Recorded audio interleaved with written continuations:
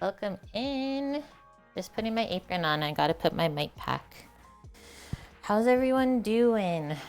I'm like really sleepy today. I don't know what it is. I think it's because it's like so foggy outside. Haven't seen the sun at all yet. Hi, Valk. Dust, you're first. Thank you for the follow as well. Furious Cactuar. Welcome, welcome in. How was everyone's week? I have like so much crazy things to catch you guys up on. Just like from the last 2 days. This is really craziness. Okay, I think we're set up. Welcome back to the kitchen, everyone. I was up really early today, like 6:30, I think. And I had to do a big grocery shop, refill the fridge after Samo left yesterday. Went to 3 different stores. That was good. I'm doing good, Valk. Yeah, like I said, just a little bit like sleepy. I don't know. I think it's just the weather outside today. It was clear until like 8 o'clock this morning, and then it's been foggy ever since. I don't know what is going on. Yeah, it's gonna be so much delicious food today, Dusty. I'm excited to get back cooking because we didn't really cook that much last weekend, right? Time to get back to cooking and prepping food for ourselves. Okay, let me catch up to the top first. Okay, Kimmers was first. Thank you, Kimmers. As always, Eric is here with us. Michael, welcome back. You're looking forward to today's stream? Me too. I'm so excited for the pork. It's something special that we got for today. Michael's congrats to Kimmers for always being first. That's adorable. Okay, so your AMA, Michael, if you could host a show with any famous chefs. I like how you said from the past or now, who would it be and why? I would definitely host a show with Anthony Bourdain. He is, yeah, someone that I really wish I could have met before he left this earth. But that is a-okay. But yeah, if we had the chance, oh my gosh. Like, he is someone that totally inspired me to stream. Kelly Cakes? What is happening? Hello, everyone. Grab your party hat. I don't have one. How was your stream? The cake crew has arrived. I so wish that I could, like, just have some cake while we're starting our stream. We literally just got live, everyone, so welcome in. And how was the stream over at Kelly Cakes? It's still early here too, by the way, for me. Thanks for the follows, friends. So I am Kate. Welcome to my channel. I have streamed on Twitch for over 6 years now. I am a professional chef who has cooked in many different restaurants for the past 12 years. And yeah, right now I'm just streaming at home, but I am trying to get a job at a grocery store that is opening up here with one of the Top Chef Canada winners, so that'll be cool. That's not very nice to say. That's not very nice to say. Whoever just came in from Kelly Cakes, I had to tell someone to not say STFU from the B word. But anyways, thank you for all the follows, friends that are nice. Here is what we are going to be making today. Welcome to Twitch. We will never shut up, everyone. So we always cook, I say like lunch for myself, because I usually eat like a later lunch, but then an earlier dinner. Depending on where you are in the world, it's probably going to be dinner time by the time we're eating. Aw, thank you, Miss Mouse. Welcome in. So we're going to make some creamy mushroom soup today. It's not like super cold anymore. I think like winter was here for 2 weeks and now it's left again. But mushrooms were on sale at the store today, so I picked some of those up. It's a really nice pack of, what is it called? Gourmet, a gourmet blend. And I typically don't buy them sliced, but like I said, it was on sale, like $5.49 for this whole pack. I couldn't pass that up. So cremini and white blend mushrooms, is that all that's in here? And they were organic. So we'll use those up today to make some mushroom soup, and we're gonna keep it gluten-free.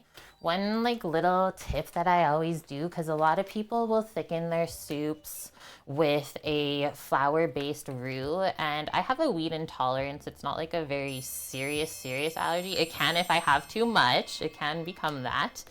But yeah, I try to not eat too much wheat anymore, especially not like overly processed stuff. So one thing I've done, especially when I've cooked soups for like restaurants or things in the past, to keep everything gluten-free, because a lot of people do have allergies, is we sneak in this to thicken them.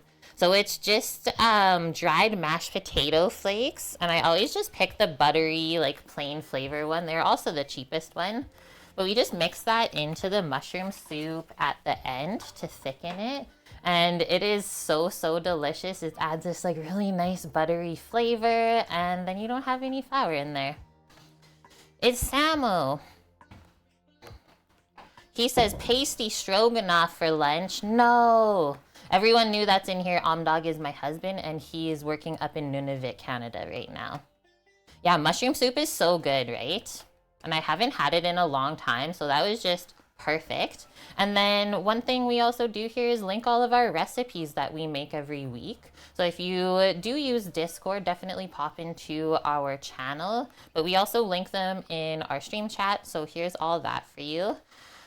With that, we are cooking, like I said, something fancy. So we visited some friends in Jasper last weekend. We also streamed from there. So if you want to see the Rocky Mountains in Canada, go check out that VOD. It's also on YouTube. But then they asked us, because they both like hunt, and then our one friend, his sister has a farm, so they do like cows and pigs and stuff for butcher. So they're like, can we bring you some meat? Because our deep freezers are like full after hunting season and stuff. So they told me they were just gonna bring me deer, but then they snuck in a couple pork chops into the mix from our friend's sister's farm. So I haven't opened them yet. I'm so excited to look at them though. So I'll keep that in the fridge for now. So that's definitely a local meat. There's no price point on that one. Just love right there. And then to keep things kind of healthy, because I always try to have like something like a carb, so that I guess will be the soup. And then we'll have a protein, so that's our pork chop today. And to round out the meal, we're gonna do this fresh like shaved cabbage and apple salad just to eat on the side. I wouldn't really call it a coleslaw because I'm not gonna make it creamy. But it's gonna be shaved nice and fine like that. So if you do like coleslaw, you'll probably like this too. And then dessert, which we often start first with on stream always. We're gonna make Meyer lemon brownies for dessert. I found this recipe online. And it was Meyer lemon season a bit ago, so I bought like 4 pounds of them and juiced them all and zest them all and just froze it.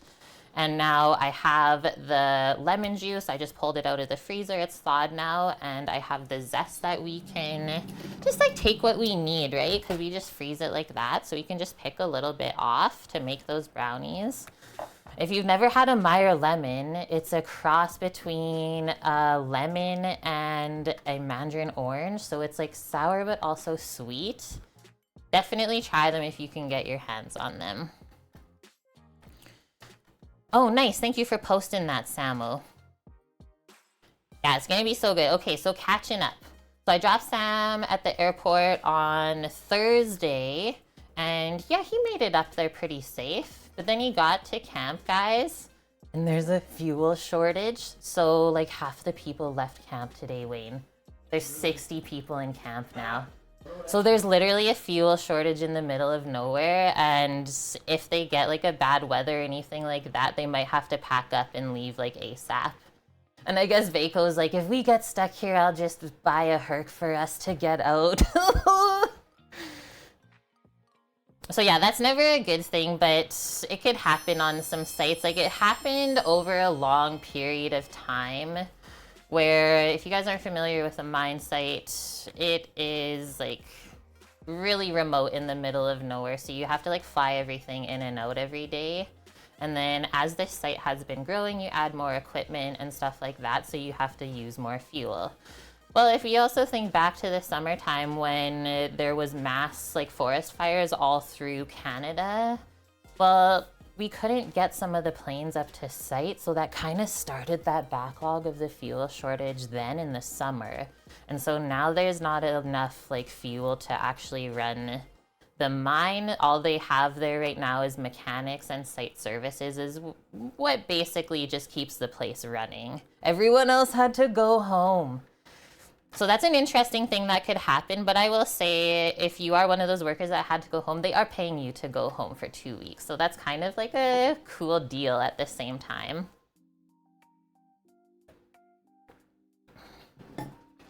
Yeah, you don't have to, Torino.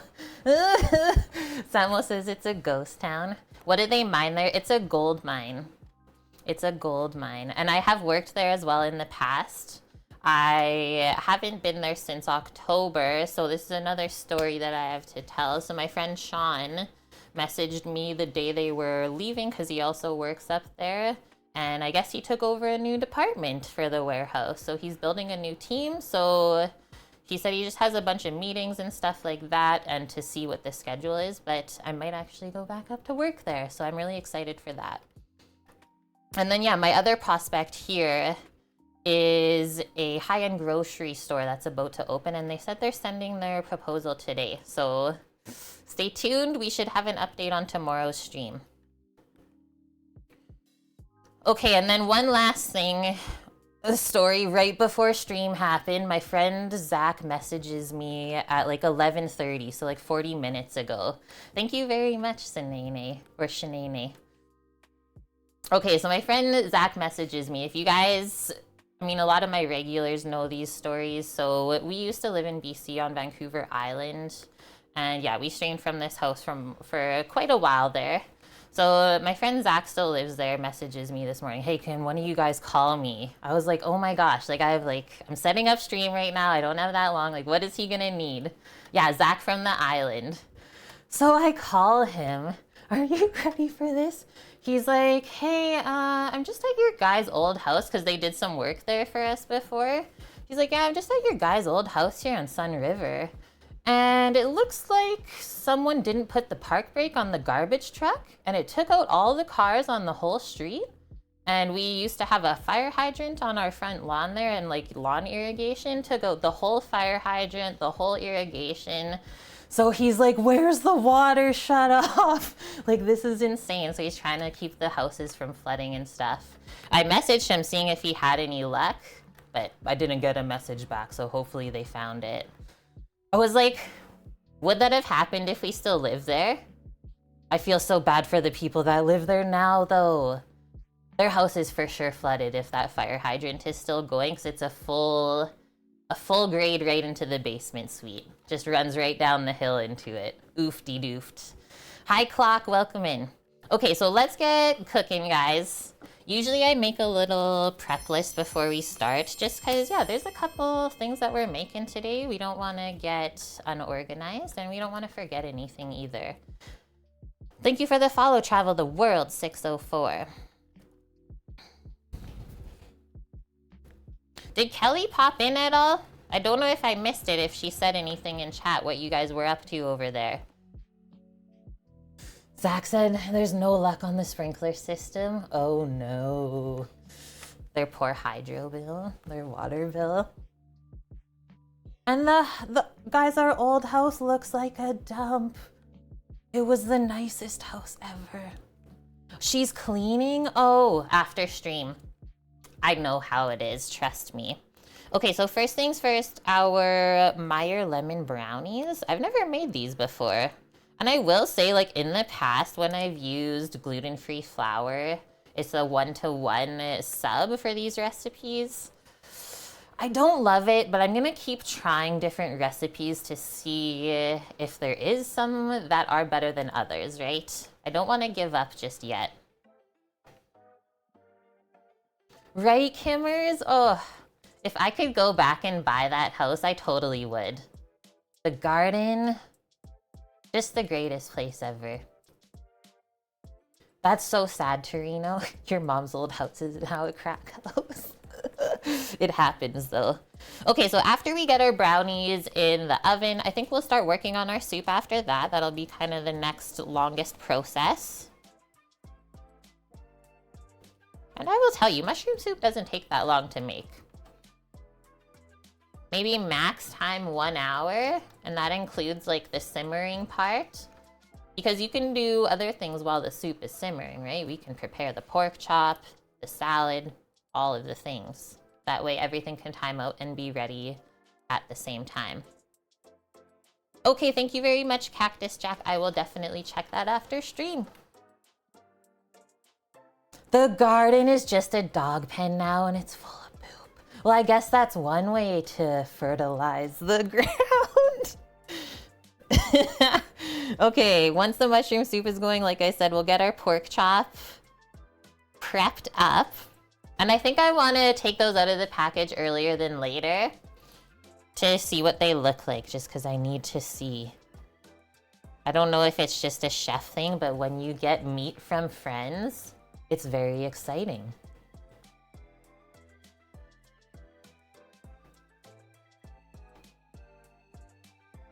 So they rented the whole house then. Dang it. Parents shouldn't have sold it. Hey, now we know. Okay, and then lastly, our cabbage apple salad. And then another reason I kind of picked all of these 3 components to go together is that the flavors all go together really well. So something about pork and mushrooms is really delicious. If you've ever had like a pork chop with mushroom sauce. My mom used to make that all the time. It was so good. So there's that component to it. And then for our vegetables, well, pork is also really good with cabbage and apples. But we needed a fresher component to kind of lighten everything up, right? I don't know how fatty this pork is going to be. Sometimes it's really fatty, so we got to cut through that. And mushroom soup can be kind of rich and heavy, right? So I thought having a nice crunchy veggie on the side was perfect to round everything out. I think that's all I got, guys. I'm gonna pop up the recipes for myself and away we go. I'm gonna say it'll probably take around 3 hours for us to get everything done today. Get some water, get a snack, getting ready to go.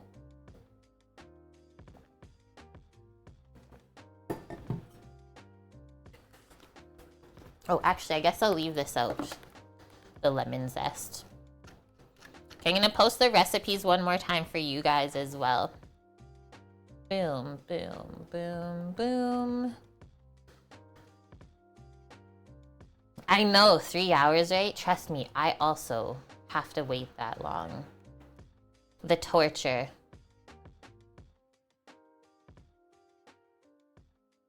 Okay, they say these gluten-free lemon brownies are the zesty, lemony equivalent of a chocolate brownie. No way. They actually don't contain any chocolate, but they're just as rich and melt in the mouth fudgy.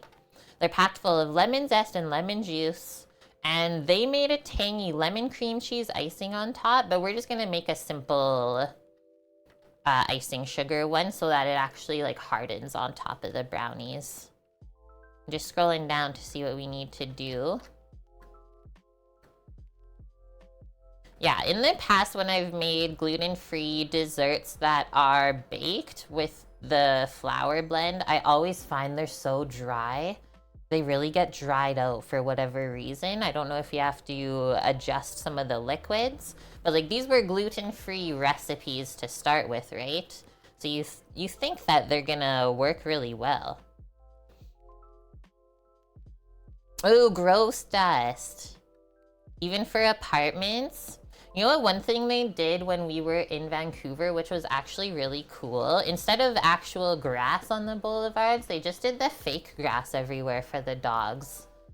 Which I thought was smarter because it's easier to see the stuff in the grass and pick it up, right?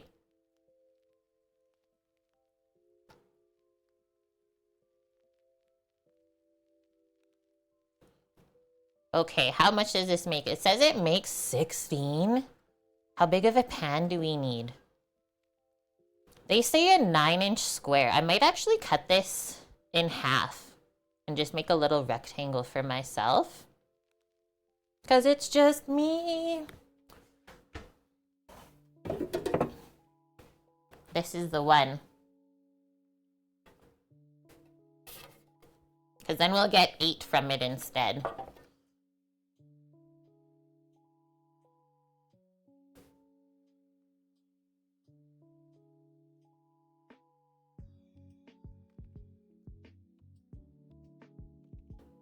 Okay, they say adjust the oven rack to the middle position, preheat it to 350 Fahrenheit, and line your pan with parchment paper. I'll show you how to line the pan first, because that actually is a pretty important one. Because even in the recipe, they specify leave a little bit of overhang for later on, and I will say that is important. It just helps you take out the dessert from the pan and cut it on a cutting board. You're declaring war on the squirrel's nest? Found a way to knock all the seed out of your feeder. They ate an entire day worth of birdseed within an hour. You need to go, what was that guy that did like the squirrel YouTubes with all the houses and challenges and stuff? That's what you need to do, Dust. Hi, Cookie. How's your Friday? The squirrel ninja course, yeah. If they want their treats, they gotta work for them. Okay, that should be enough. Do we need this again? I don't know, but we'll leave it over here just in case. And then I'm gonna trim the edge just a bit. It is very large. Maybe straighten these out too.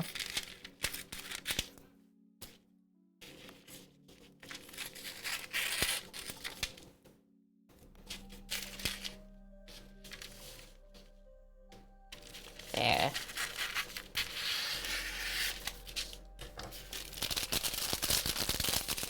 Just finished a nice walk through Georgetown in DC. Oh, are you not at home right now, Cookie? Are you traveling for work?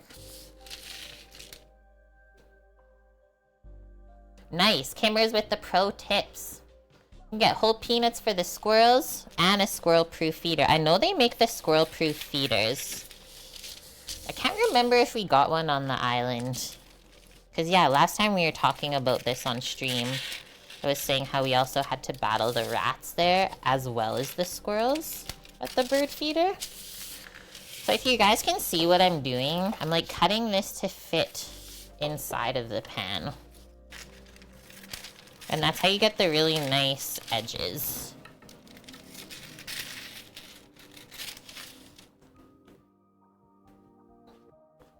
Oh, that's where you go get your glasses. Cool.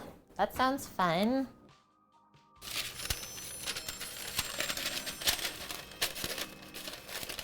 Also exciting, I'm sure, to get new glasses. Welcome in, everyone. Yeah, Blacksmith, hello. You were work lurking there? I hope you have a wonderful day. Don't work too hard, Kay. It's Friday.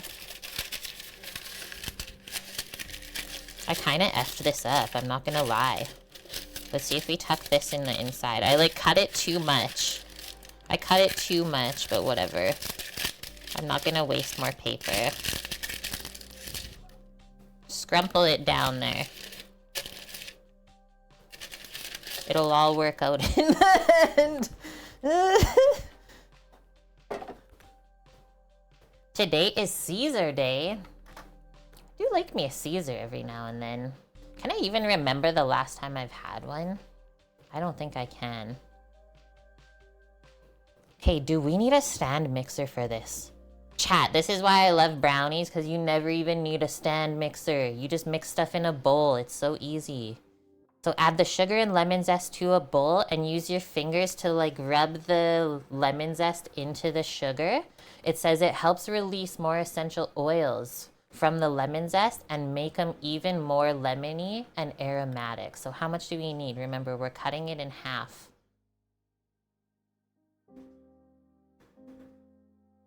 One and a quarter cups or 250 grams. Maybe we will weigh everything out since they give us the option.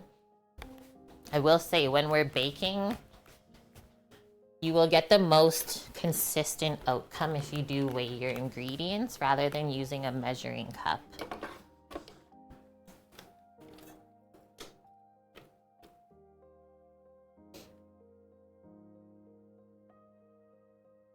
You had a canned Caesar a couple weeks ago.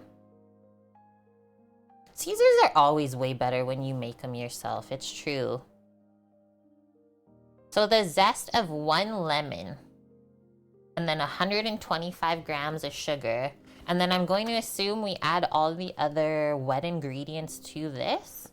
And then from there we add the dry ingredients in, and then just gently mix it together. Yeah, we have to melt butter, we have eggs and egg yolks, and vanilla.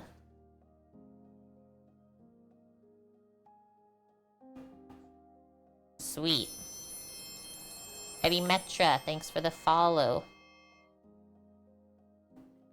I always like to read through a recipe a little bit before I start making it, just to get an idea of what is to come. So we need a few ingredients out. Guys, Matthew's here. No one freak out.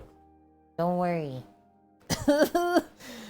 So it's just white sugar that we need. While I'm over there, I'm gonna grab the vanilla as well as the gluten-free flour. And then first I'm just gonna take these eggs out so they can warm up a little bit.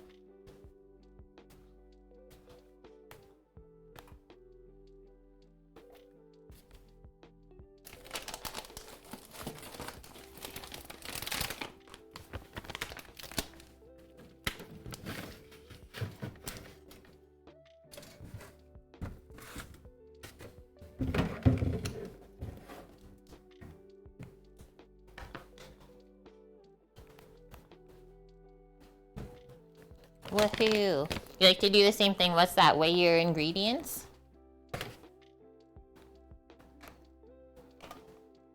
So the zest of 1 lemon.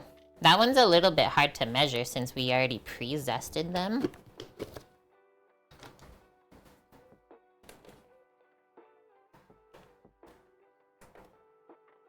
So make sure your scale is at 0 before you start pouring.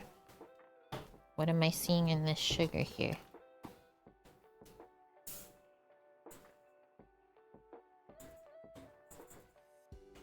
A 125 grams is what we need.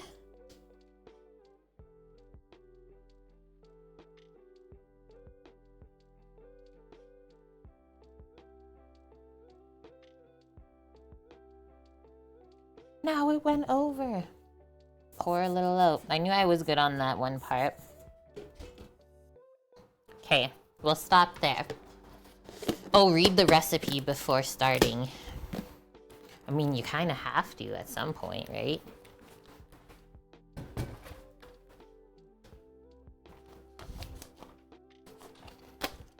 Okay, let's just eyeball this part. Oh, I thought it would be like all stuck together, but it's so light and like fluffy. What?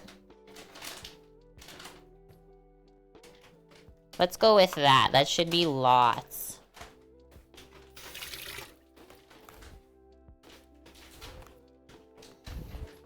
You can do this with all citrus fruits too. Even if you notice they're like starting to go bad or you're not gonna use them before they do go bad. Just zest and juice them all ahead of time and then they're ready to use. Okay, so we're gonna quickly rub the zest in the sugar, it says. So make sure your hands are really clean, which mine are. And this is gonna bring out more of the lemon aroma. And the heat from your hands will get the essential oils working into the sugar. And you can see why a Meyer lemon is a cross between a mandarin orange and a lemon, because it's kind of like orange colored, the zest. Smells so good already. I think I could just sit here and do this all day. It even feels cool.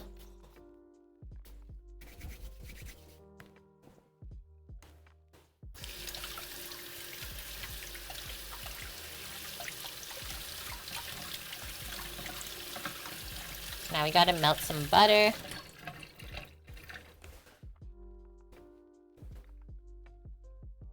How much butter do we need?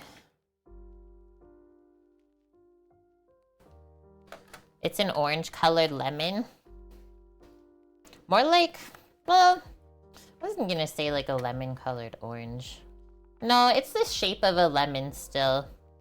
Just it went really dark when I froze the zest for whatever reason. So 170 grams of butter.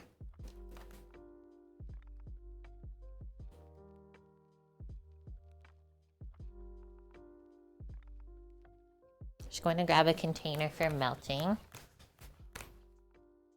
You actually need 85 grams.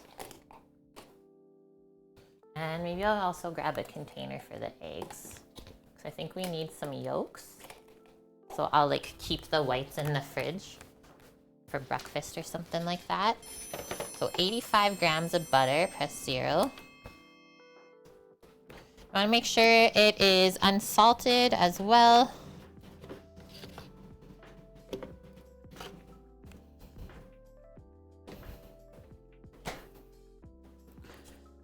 Princess Bookworm, thanks for the follow. Is this gonna be 85 grams? I think it will be close, but I think it will be a little bit too much. Yeah, 115. So just trim a little bit off.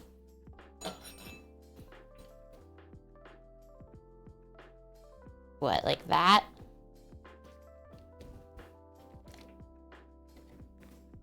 Oh, that was so close.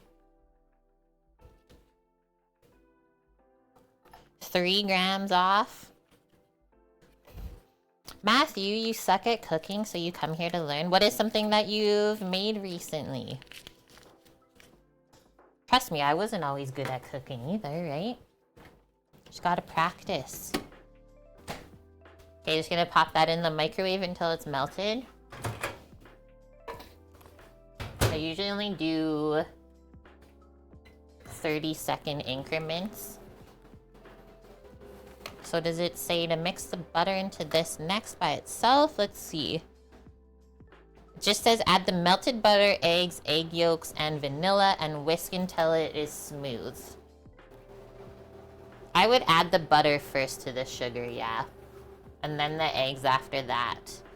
And one thing about brownies is we don't want to over mix any part of this. We don't want to aerate the mixture, because then it'll be more like a cake.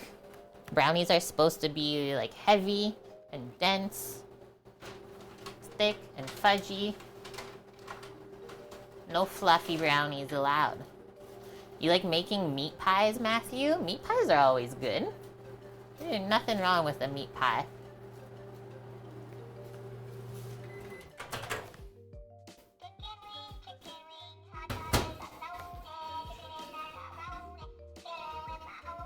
Thanks, Dusty. Gifting the sub to Matthew. Welcome back to the kitchen crew, dude. Okay, maybe I'll go grab a whisk right now before we do this.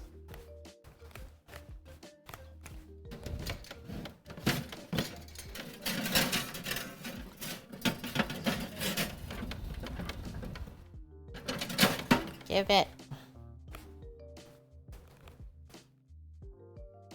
So the warm butter is gonna kind of melt the sugar, I think.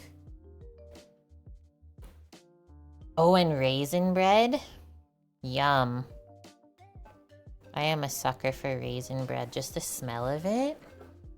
Just the smell of it. How do you not have it? Like when someone's toasting it.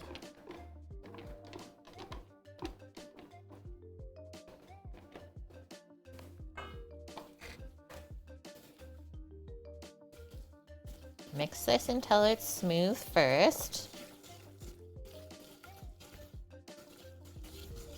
It looks so like watery.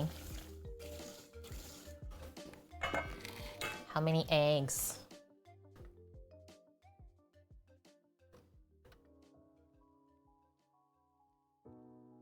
These are weird sized eggs.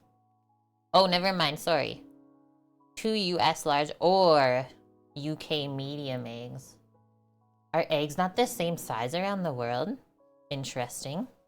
The eggs in the UK are larger. Can someone in chat confirm this? So 2 US large, so I need 1 regular egg and 1 yolk. Okay. And a little bit of vanilla, which we'll do now, before our hands are dirty. Can I open it? Sometimes it gets stuck.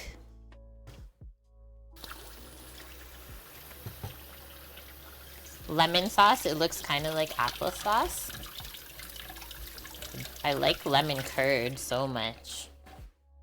It does look like a lemon sauce though. A lemon butter sugar sauce. A little bit of vanilla. Okay, so we'll crack 1 egg into there, and then 1 into here, and then we gotta take the yolk and put it in the other container. And I think at this point, since we're actually almost done the mix, we're like halfway, let's turn on the oven. So we don't have to wait forever for it to heat up later. So they said 350 Fahrenheit. Who called them? And why? It wasn't me. It was actually peaceful all day, I think. Until now. Red syrup, how's your Friday going?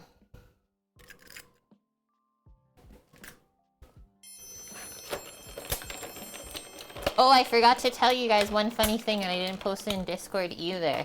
Is it looks like it's done now, but the other day there was a note in the elevator saying that we are not allowed to do the laundry. All the laundry machines were closed because there's a water ban in the city. But when I went this morning, it looked like the notes were down or someone just tore it out of the one elevator I used. Who has a water ban in the middle of winter? Are you joking me?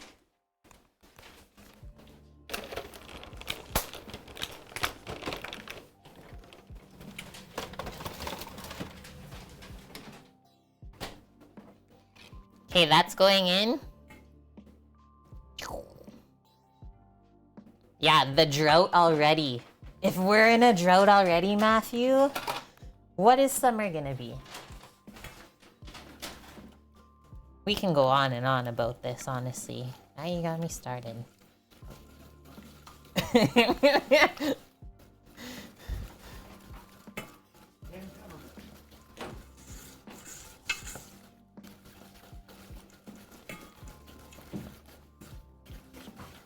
That looks good. We're just whisking until it's smooth. She says don't whisk it until it starts to go really pale colored because then you're adding air into the mixture. No, no. No, no. Okay, next one. Lemon juice. 3 tablespoons, so 1.5 tablespoons. That's not very much.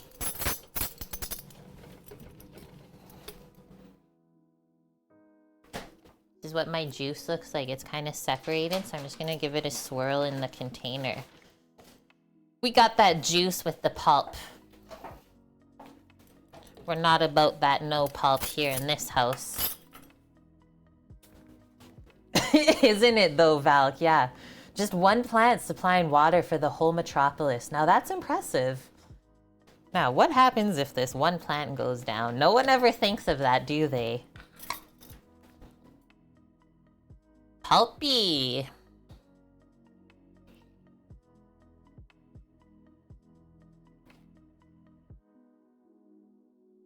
So 1.5. I went a little more because I like it tangy. This is just half of the brownies, Kimmers. I'm just making a little bit for myself. I get like sick of desserts if I make too much of them. I find I don't always eat them and I hate wasting food. Like I'll just put it in the freezer, but then even then sometimes it dies in the freezer. Okay, she says 150 grams of plain gluten-free flour blend.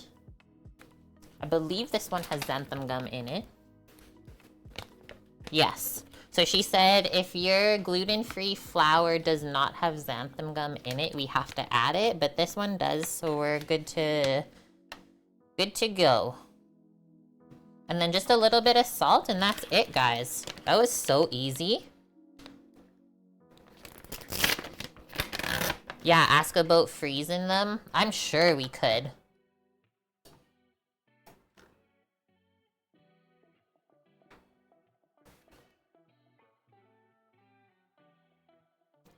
Usually I scroll down if you guys have questions and see if there's any comments from people that say they froze them. But everyone says they're actually so delicious.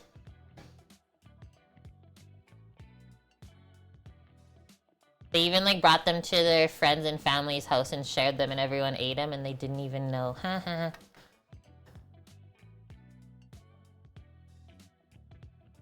Interesting, red syrup.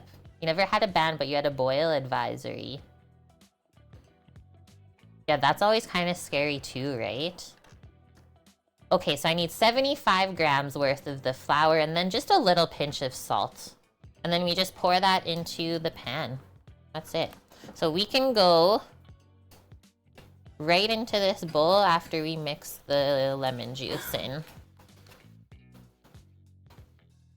I'm thinking that these are not gonna be dry, just by the looks of things. Because like we've even tried banana muffins to see if it would hold a bit more moisture for gluten-free. It still wasn't that good.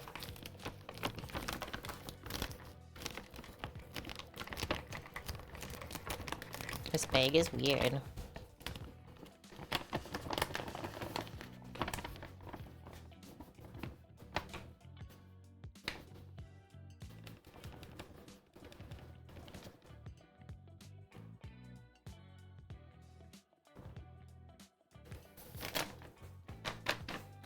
We did it. That is like nothing. That was 75 grams, guys.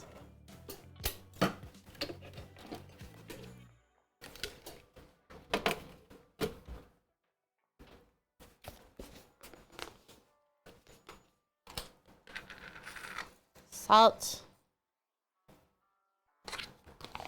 You always need salt to balance out your desserts, even if it's just a little pinch.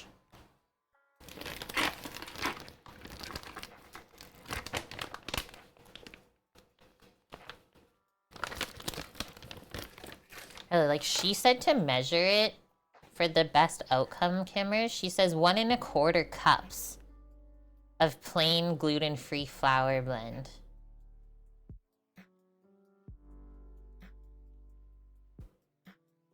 So let's say, what, just under 3/4 of a cup is what we need? Half a cup there. I would say, yeah, that's about half a cup. So now we're being gentle with this, but we don't want lumps. Just don't whisk it like crazy.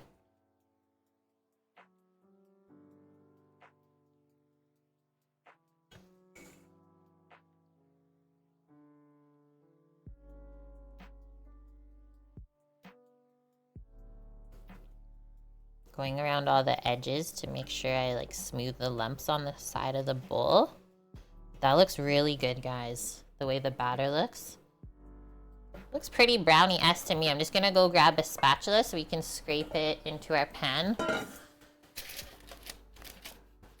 I don't know yet about these, this parchment paper that I made. It's still making me giggle. Just gonna do a little non-stick spray as well. And then we should be good. On Discord, you mentioned adding dehydrated potato to thicken the soup. Do you have to add a lot of the dehydrated potato? It depends on how much soup you make, right? Red syrup. This is what I bought today. 113 grams. And I'll probably make at least 4 portions of soup. So if I turn that into liters, I'll probably get like 3 liters of soup. for 100 grams of mashed potato to thicken. And then it also depends on like how thick you like your soups too, right? I don't go too crazy thick. Unless maybe it's a potato bacon. Yeah.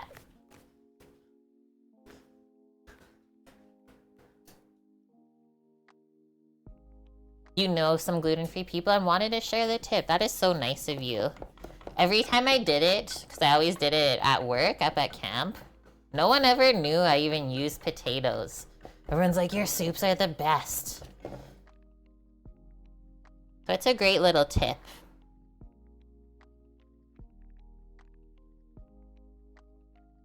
And I would say maybe even it adds more nutrition than just using flour and butter to thicken it, right? At least you're getting potato. Does it matter if they're flakes or powdered? I really don't think it would matter if it's just a flake. Just you're not gonna get the same buttery flavor. So maybe keep that in mind. I've never used just the potato flakes, but I know what you're talking about because I've used those a lot to make potato buns in past years. So yeah, I would assume the same thing, and it's probably less expensive to just use the potato flake rather than the flavored one.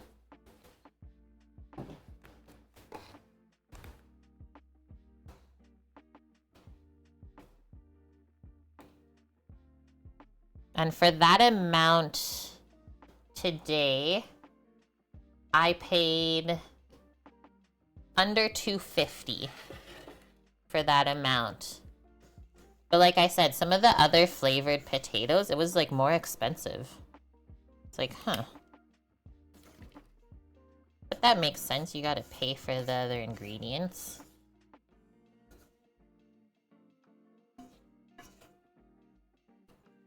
Also picked up, here's some good deals I got at the store today, guys. I got some duck on sale this week for Lunar New Year. I think it's $3.99 a pound right now, which it hasn't been that price in a long time. Just gonna kind of press this to the side. And then also at another store, they had bone-in skin-on chicken thighs for $1 a kilo at Save on Wayne. But when I went, because the sale just started yesterday, went this morning, obviously the shelf's just like nuked, right? I was like, yeah, okay, after 24 hours, not a thing. So the lady was stocking the meats in the thing. I like went around the whole store because she wasn't there at first. So I go back, I'm like, is there any more of these that are on sale? She's like, no, they didn't order enough. They ordered it for like this other promo that we have in the smaller packs because it was only like a pack of 2 thighs. She's like, but I'll just take a bunch of these for you and price them out the same. I was like, yes, please. Legend. So I got like 4 huge chicken thighs in each pack for $6. You can't beat that price anywhere right now. $1 a kilo? I don't even think you can buy vegetables for that price.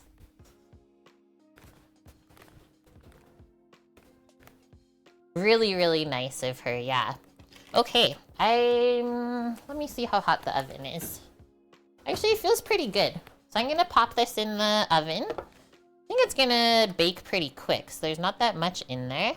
There's about 1 inch worth. And keep in mind, brownies don't really rise, so don't expect them to puff up at all. 20 to 22 minutes for the bigger pan.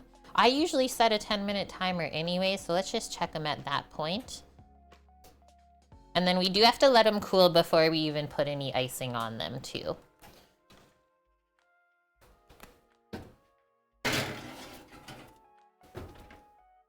Okay, 10-minute timer on the clock. So desserts in the oven, how easy was that? That's why we always just start with it. And then it's like a nice little treat later for after lunch. What's the difference between brownies and cake? So cakes, the batters are really whipped and aerated, so cakes are really light and fluffy, right?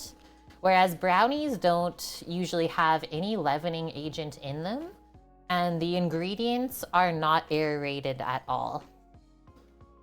All brownies are cakes, but not all cakes are brownies. This is a possible scenario.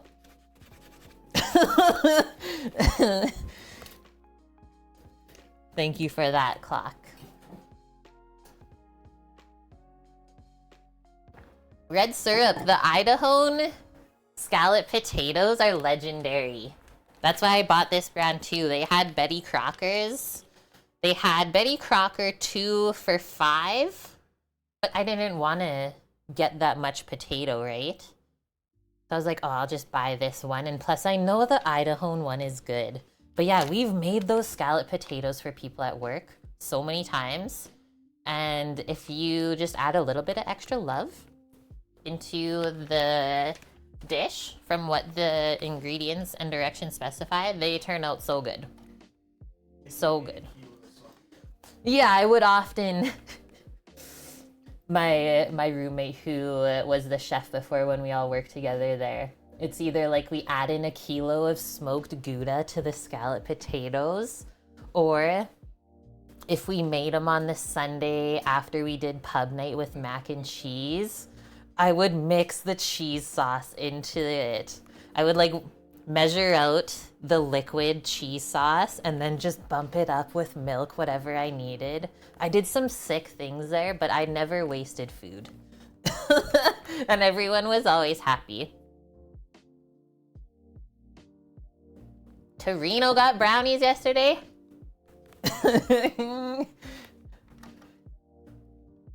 You're a salt food guy? You're not dumb at all. We don't call people that here. There's no dumb questions. We're all here to learn. Don't worry.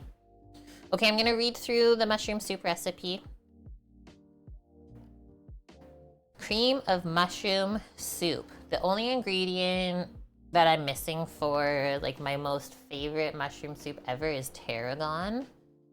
If you ever put tarragon in mushroom soup, it will change your life, but we're not gonna make it with the tarragon today. We'll just do some simple herbs that we have around the house. So I just started to realize like how much money you spend on fresh herbs. Like, hey, if I get the job here, I'll probably start up the Arrow Garden if I know I'm gonna be home. So the amount of money you can save just growing your own couple of herbs, even in just a windowsill. Dollars, I'm telling you. Okay, base of this soup for mushroom soup, you always need butter. They added a little bit of oil. That one's optional, up to you. We need onion, garlic, yes. Mushrooms. Thyme I have dried, not fresh. I'm gonna use some white wine up in the soup today. Like I said, no flour in this. We're gonna use our mashed potato instead. We have some chicken broth to use up, yep, and I took out some extra for tomorrow's braised venison. Yes, please. And then just really simple, salt, pepper. If you want extra beefy flavor, add bouillon cubes. I'm gonna use milk, I don't use cream, but if you wanted it creamier, by all means. And I think that's all I got. You just looked at some mushroom grow kits, found out you can grow pink mushrooms. Yes, yeah, the oyster mushrooms. Suddenly got an urgent need to grow them. I mean, it's Valentine's Day coming up, so you might as well. Grow the pink mushrooms and gift them to your Valentine. You're welcome. All right, we're gonna come over to the cutting board and get prepping. My mushrooms are already sliced. But let's talk about this. So when you guys have mushroom soup, do you like it fully blended, no chunks? Or do you like it blended with like a couple mushroomy, chunky bites to eat at the same time in the soup? I usually save like a quarter of the mushrooms not blended in. And that way you have like a nice smooth soup base, but you still can like see the mushrooms that you're eating, right? Okay. So we'll probably take out the really small little button creminis. Maybe even just like either roast or pan fry them on the side and then just add them after we blend it in later. Or this is another way that I'm starting to remember doing this. Sorry, I haven't cooked this soup in a while. Is we put all of the mushrooms in and then you can just like half blend it if you want. Let's see how it goes later. Medium chunks, some people like huge chunks of mushrooms. Well, one thing about eating soup, what we're taught in culinary school, is everything needs to be easily like eaten with a spoon, right? You're not gonna be eating soup with a knife and a spoon, right? So it can't be that big chunks of mushroom. So that's already prepped for us. Let's open it up.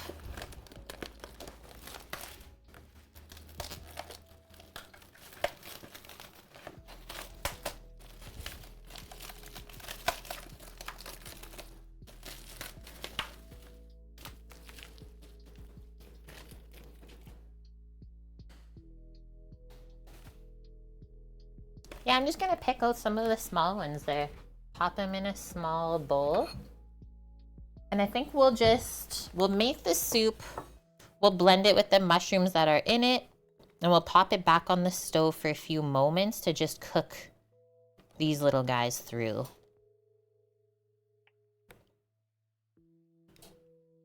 We might cut them a bit smaller. Like it was definitely just chopped up with a machine. Because nothing is really a consistent size.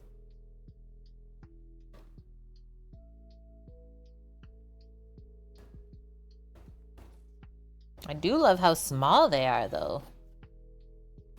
They're so cute.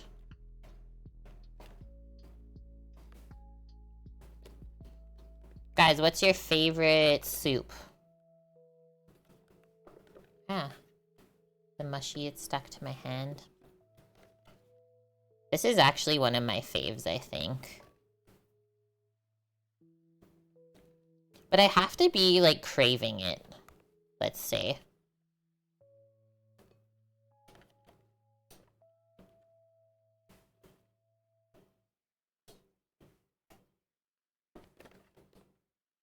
Tomato or bean with bacon. Very interesting.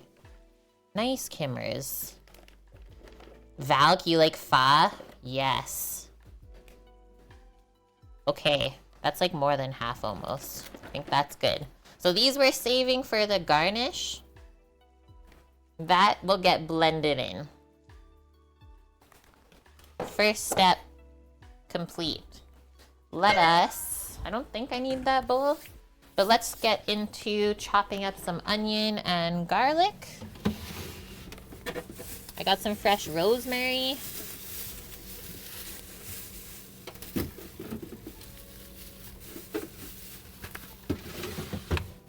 I will say you can also use celery and carrot in mushroom soup. I have before. Just don't use too much that it's gonna like mess up the color and flavor. Nice one, cheddar cheese soup. I do love me a broccoli cheddar soup. French onion chase. Always, right? Oh, it's so good when it's done well.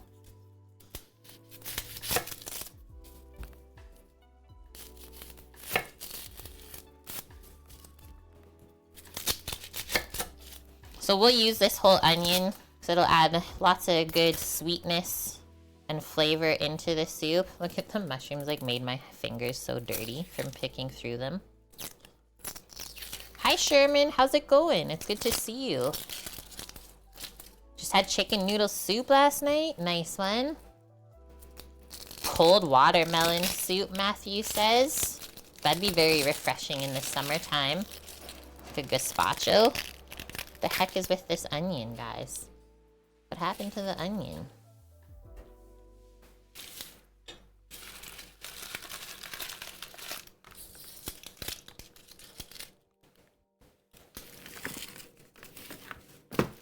Is that 10 minutes going off already? It is. Okay, brownie timer. Just wiping the dirt off of that board. Gonna have a peek at what's happening back here. Okay, it's still liquidy, but I just swiveled the pan. I will go another 7 minutes. I don't think we'll go quite another 10 fully. Loaded baked potato soup. That one is so good. I really love to make that one for other people. So because this soup's gonna get blended, we don't really have to worry about finely chopping any of these aromatic ingredients.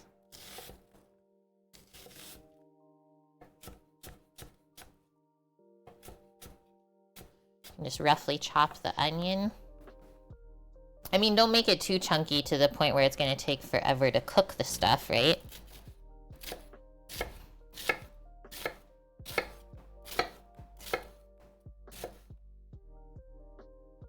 When's the last time I had a nice bowl of borscht? I probably made it for myself. A bowl of borscht, though, made by someone else? I had to have been living on the island. And when I was working at Wild Mountain, I think my other sous chef, Scooty, he made us borscht one day from like pork scraps and stuff, and it was so dang good.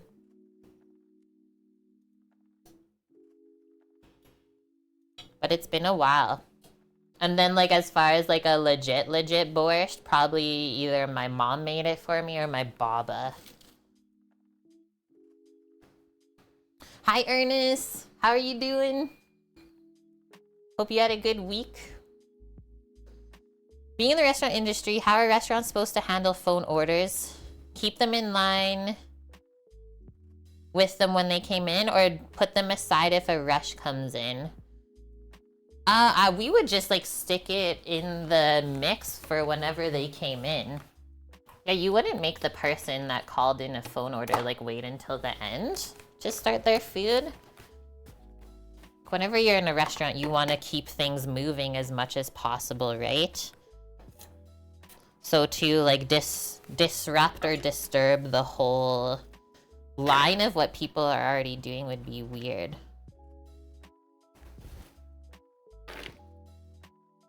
Like, you also don't want to lose business.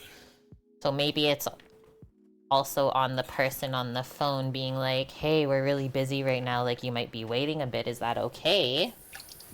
That's not a bad thing. But if the person on the phone doesn't do that and it takes a long time, then the people always think it's the kitchen, right? So it really comes down to a lot of communication. In like almost every trade, I would say, not just in culinary. Are we gonna add the garlic to this? I don't think so. So we're just gonna put the onion to this side. Just over by the mushrooms for now. Mickey, how was your week so far?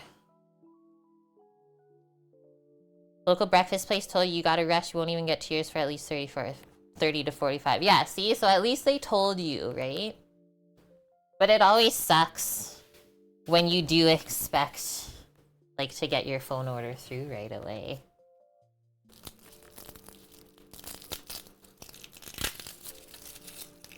Mickey, it's full of colds. Like, people are getting sick. I think with all this crazy weather changing, the hot, the cold, the hot. It's like our bodies don't even know what to do.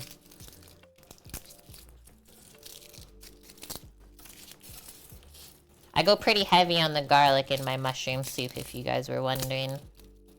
We don't go by what the recipe states here. We go by our heart. I think that's good.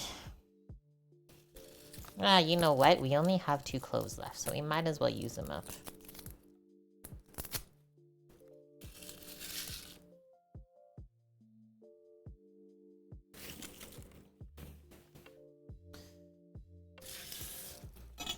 I guess from Samo's standpoint, that actually makes sense. Like, the people that make the effort to eat into the restaurant can have precedence.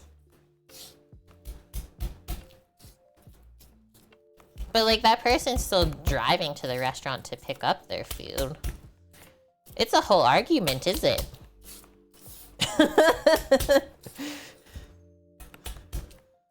So I'm just smashing all the garlic cloves so it makes it easy to peel. You have 2 liters of mushroom stock you want to use up? You're thinking risotto? That'd be so good, Torino. Risotto. Or like lentils or something. I only tip the delivery driver if they do an exceptional job. That's about it. I'm being honest here.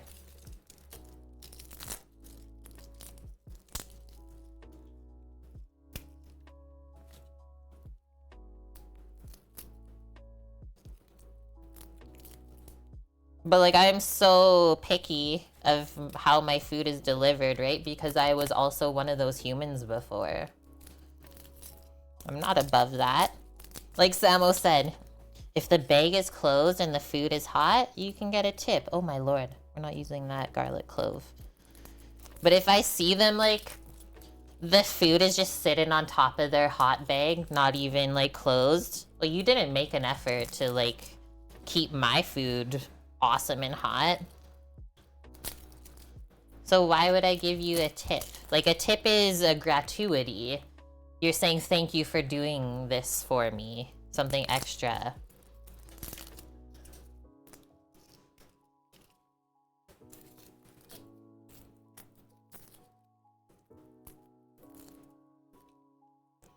That's different though, yeah. If you're ordering directly from the restaurant, I think we're talking about like DoorDash, Uber, stuff like that. If you order directly from the restaurant, yeah.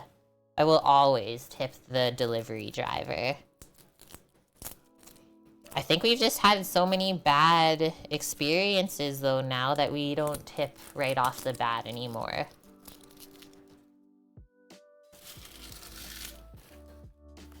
Okay, we peeled our garlic in that chat. And the timer for the lemon brownies is going off, so let me rinse my garlic hands. Did I leave a pick for tip? Or a tip for pickup orders? Yes. Yeah, often I will.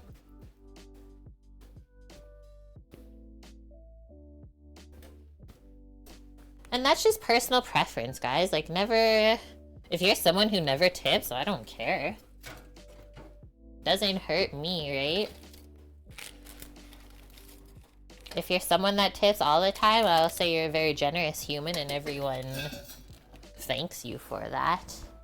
Look at this. Look at these though. I think that turned out, guys. That was 17 minutes in the oven. It's like golden brown. Feels so good. All I'm gonna do, because I never do the toothpick method, just like poke it, because we're gonna cover it in glaze. Yeah, as long as it reads 195 Fahrenheit or higher, you're good. So we're good there, guys. Oven off. Do I tip at Starbucks? Never. But I always go to the same Starbucks and like make sure I ask how their day is going and like have good chats. We know our crew now. It's pretty freaking sweet. Like, this one girl was gone for a while, but then she was back after like a month. She's like, I'm back. And we're like, what the heck? Where you been? She was doing her practicum for teaching. So like, those are the people that work at our Starbucks. I thought that was so cool.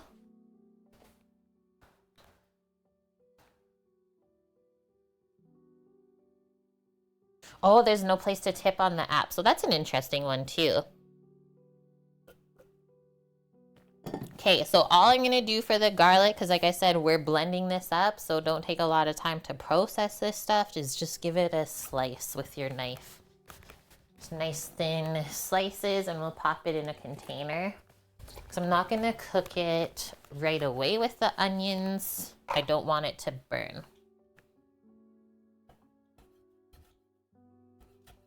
Samo wants to get the Starbucks people Udis. I guess that only works if it's always the same people, though.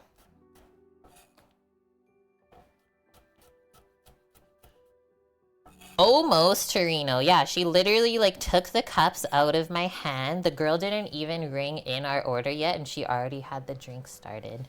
I was like, what is happening right now?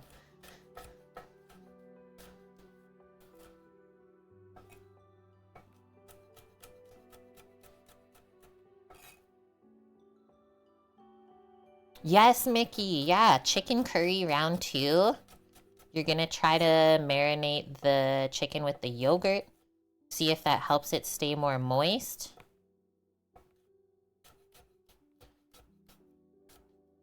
What kind of chicken are you using for it?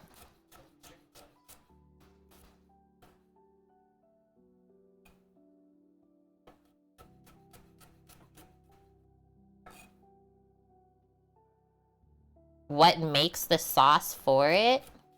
What you mean, like coconut milk? Yeah, so if you're using chicken breast, it can turn out dry. So definitely don't skip the yogurt on that one. Don't skip the yogurt. Marinate it overnight. And then don't overcook your chicken. How often do I sharpen my knives? It's been a while since the last sharpening.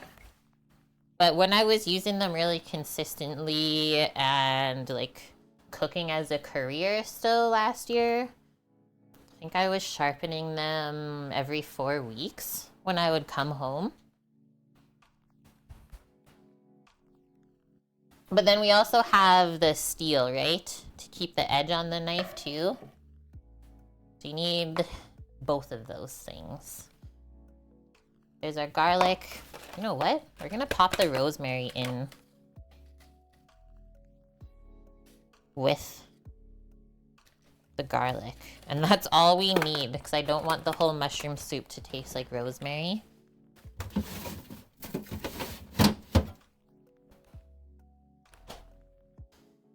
Nightwalker, how you been?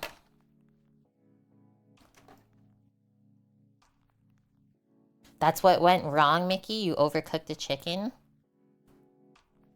Did you just pan fry or did you roast it in the oven?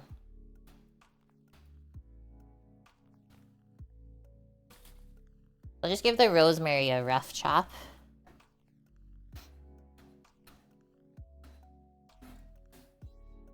You pan fried it.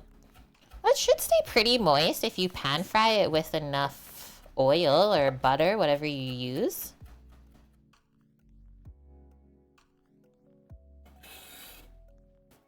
That's good. So we got our onions, garlic, rosemary, and mushrooms over by the stove top. What are we missing here? Oh yeah, we need a little bit of butter to start. I said that was important. I'll go grab the dried thyme. And we're almost there. Yes, definitely let me know how it goes. So I'm gonna pop the pot that we're gonna make our soup in over here.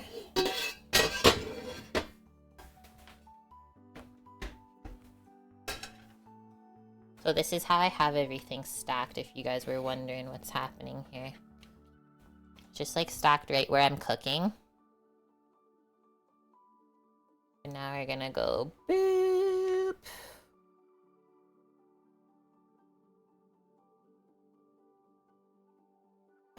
And move it a bit closer.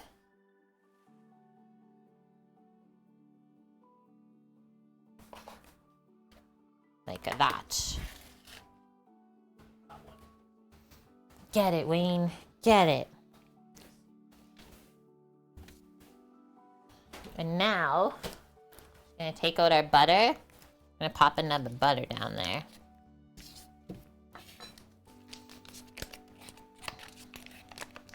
You're dealing with stuff that you don't want to, but still in a school. Well, that's good.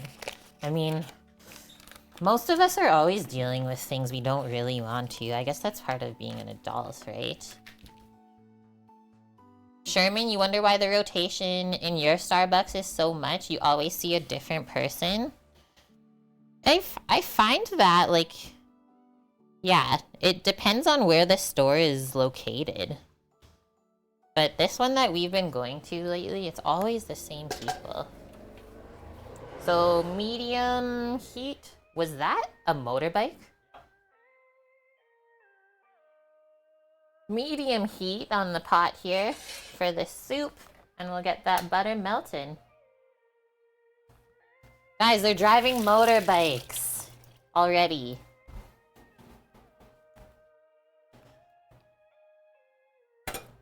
They're crazy. That's all I'm saying.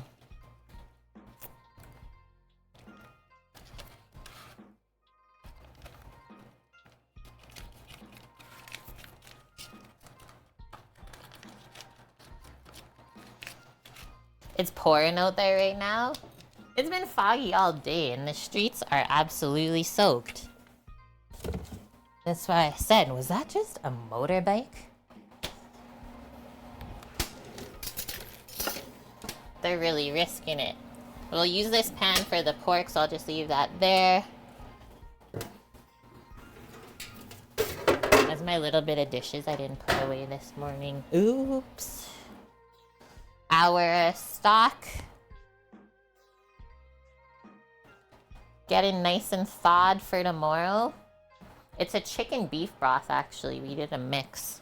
Because we had a prime rib bone left over, so I just threw it in the pot with the chicken broth.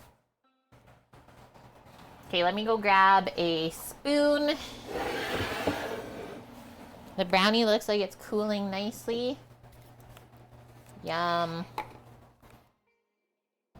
Now that was a good lunch, Samo. What did you get?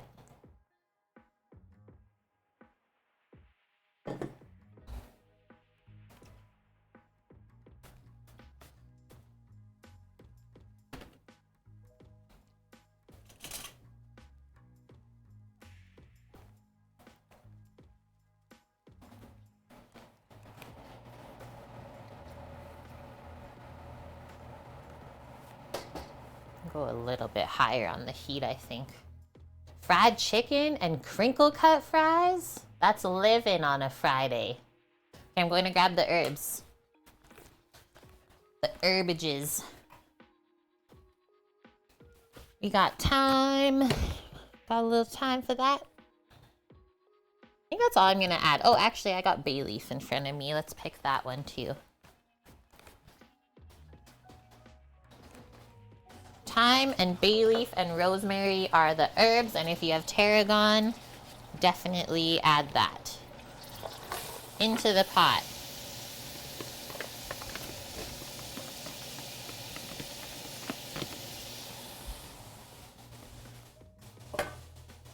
A raid incoming? What'd you do to us, Michael?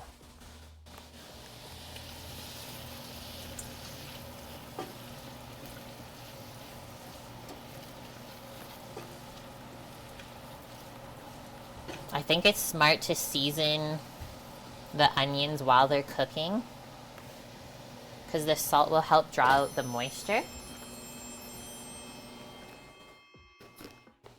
Hack Air, thank you for the follow. Do a little pinch now. Probably a little pinch when we get some mushrooms in there. That'll probably take around 10 minutes to cook out. I'm just gonna go over our little garnish mushroom pieces over at the cutting board while we're waiting for it. I'll just switch this scene for a little bit while we're working on it. Ah! Maybe I won't because these people are here. Hello? Hi! Welcome in, Raiders! How was your stream? What'd you get up to, John? The maker of knives raid? Sweet! This is my knife. I love it. Welcome in. We're just getting our mushroom soup started. What kind of knife did you make today? That's so dang cool. I could watch that forever.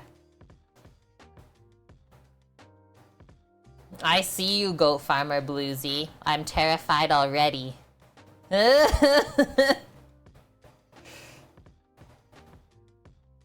Hi, John. Thank you very much for the raid today. I hope your Friday is going good. I need one of his knives. I do. It's true. Thank you for the follow, too. So yeah, we're just sweating out our onions with some butter and salt for the base of our mushroom soup. And before this, we already checked off the list our gluten-free Meyer lemon brownies. So they're just cooling over here on the side, and then we have to make a glaze for the top. Knives, all the knives. Heard you got food. We hungry. Oh yeah, we got the food here. So yeah, I was saying just before you guys popped in, we're just going over our little mushroom garnish pieces to pop into the soup after we blend the base of it. Because we decided all together with chat that we like both like a blended mushroom soup base, but also some chunkies when we eat them. Well, that's probably true. Yeah, after you use the knife, the homemade one, you'll never want to use another type again. So these are cremini and button mushrooms. I got on sale at the store today. So we just picked out all the really small pieces to use for the garnish. And then we'll blend up all the big chunks.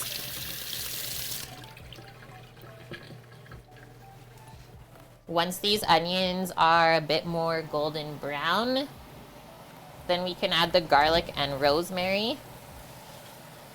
And then after that, you add the mushrooms to the pot.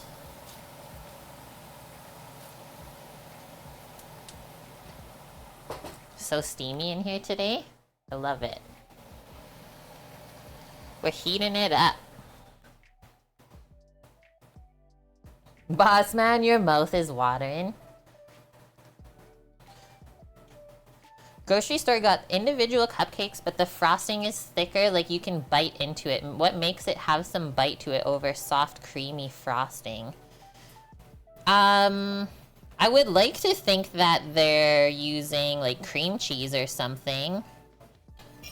But honestly, they're probably using a stabilizer of some sort in their icing or cream before they mix it all together. I'm not really sure. Why don't you ask them next time you're there?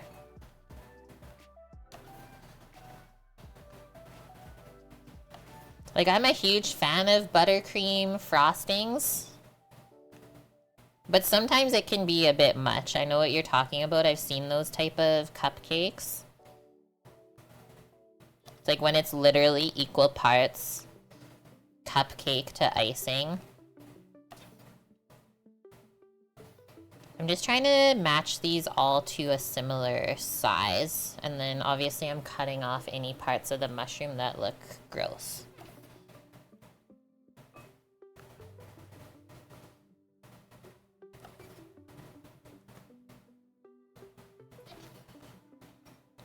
Yeah, I wonder, Torino, right? Cut it with like something cheap like cornstarch. You would hope not. That's why I said hopefully cream cheese or something yummy like that. That's my other favorite icing. And like even for just basic cakes, I would always actually just mix cream cheese into the icing to keep it stable. And for flavor too, right?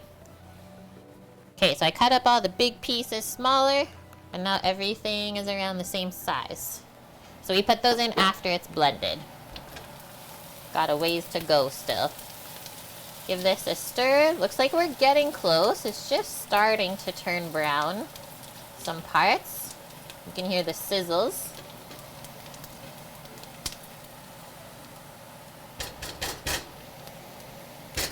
Get off of there. Okay, next one that we're getting into is we gotta check out these pork chops. Chat, we were gifted these pork chops to use on stream today.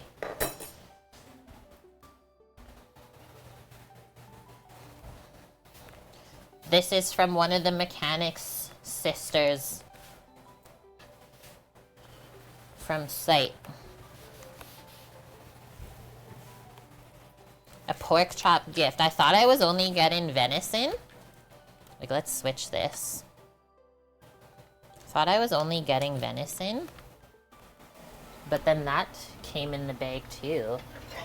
It's like, oh my gosh, I'm eating that ASAP.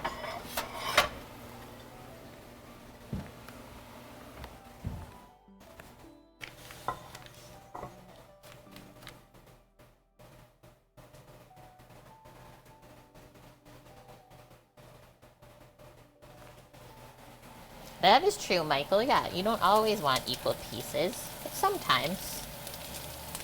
Holy. Just onions and butter. How do you beat that smell? Just one of those smells. You know there's good things coming up.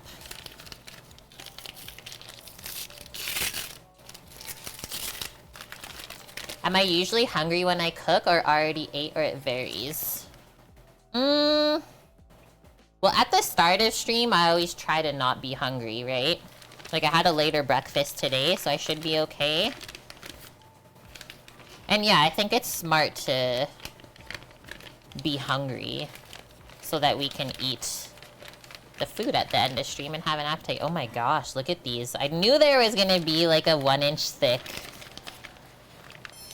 layer of fat. And you better believe that we're gonna render all of that out. That might take a little bit. I also might just cut off some of this on a cutting board and render it on its own, because I don't want to waste it. So that's a loin chop. This is a lean part of the loin, but even the meat looks really nice and dark, I will say. I just wanted to take those out of the fridge, one, so we can look at them, and two, so they can start to temp up, especially that cold, cold fat.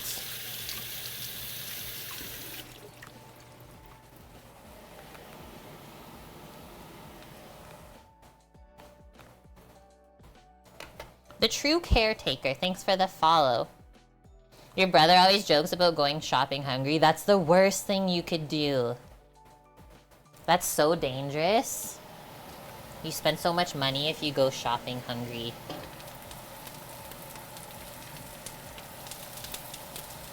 Okay, I'm gonna start to add the garlic in now.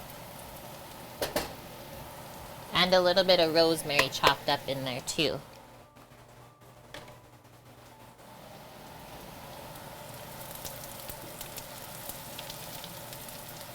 All of the flavors, all of the smells.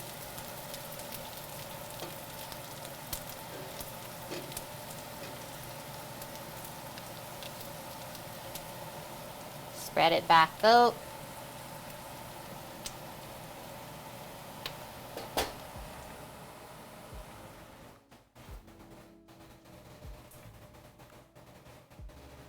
Yeah, and you don't even buy anything useful, it's true. You just buy things that are like the quickest to consume, but it's not good for you at all.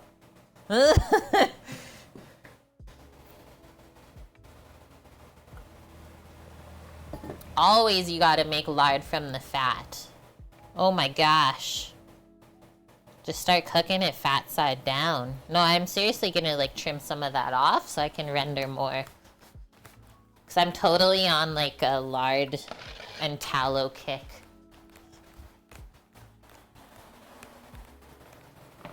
Judo, welcome in. It's good to see you. How are you doing? Okay, how quick is this browning now? Usually when you add garlic, it browns quicker.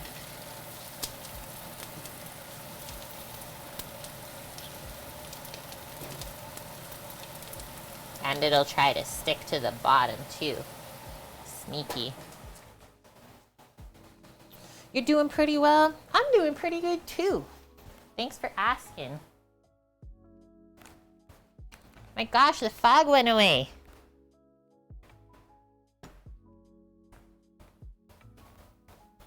It only has been here since 8 in the morning. It's 1:30 now. Guys, I just got my boning knife so I can trim that pork.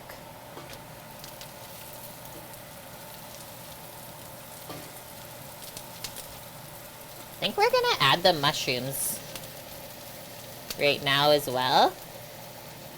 It can all fry up together, and then you just add your liquid.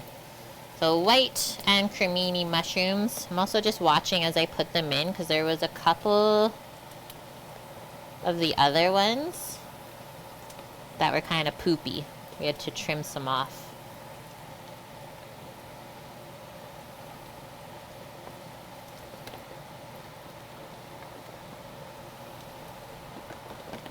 A little dirt never hurt nobody, though. A little. I never said a lot of dirt never hurt nobody.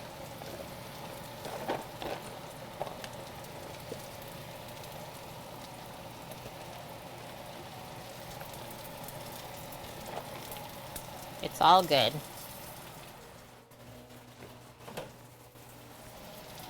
The food sounds good, Judo. I'm so excited to eat this stuff today. Actually, this whole weekend even, I'm like excited for food. Okay, so remember I said when we put the mushrooms in the pot, we add a bit of salt too to take some moisture out? Just helps things cook down a bit quicker. I'll probably add some pepper as well.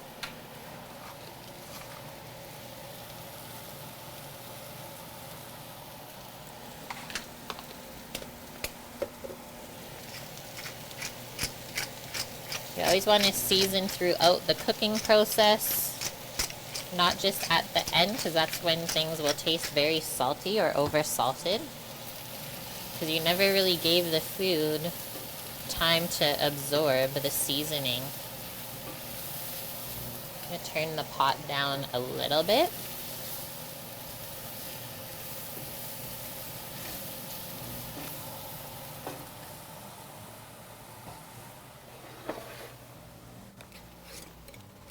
This soup is earthy. Yeah, literally full of dirt.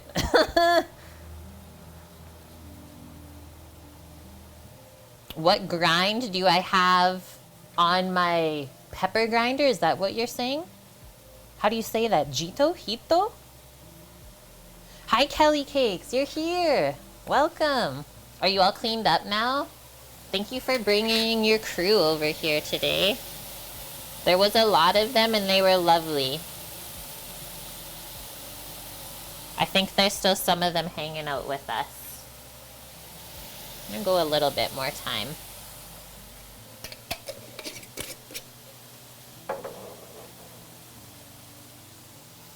Judo, your stomach's acting up all week? No. But now, yeah, now you're craving, so it's like, what do you start with?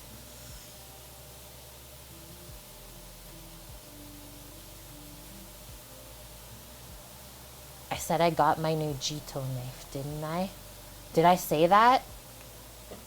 Or did I just show this one? I think that's all I did. Maybe you heard wrong. Or maybe I'm just kind of crazy. So that's also an option. Okay, we used so much butter at the start. And I think we still have to add a little bit of olive oil while we're cooking. So it's trying to stick. And that's one thing that you'll notice will happen.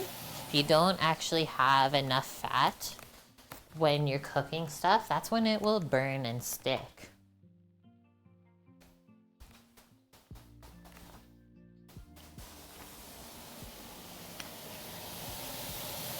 Mostly just this side because my stovetop is uneven too. I just added a bit of olive oil in there to help it along. I don't want to make the fond too dark. That's the layer of brown flavor that we're building up on the bottom of the pot. There. That seemed to actually really help.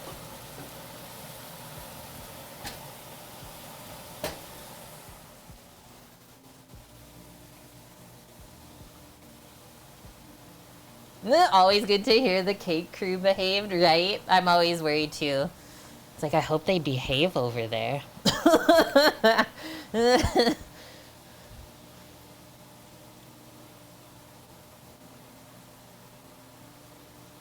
Sherman, when other cooking videos put a sprig of something from the garden, like herbs, on top of the thing or like into the dish and then take it out after it's done cooking, you're always skeptical that it doesn't really do anything. It actually does.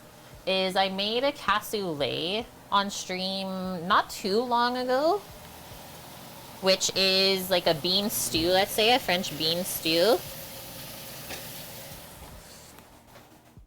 And all we did for our herbs, because we were just being like lazy that day, and that's honestly like how I typically will make a cassoulet or a bean stew, is we just put the sprigs of thyme, sprig of rosemary right into the mix and took it out after. And it really flavored it.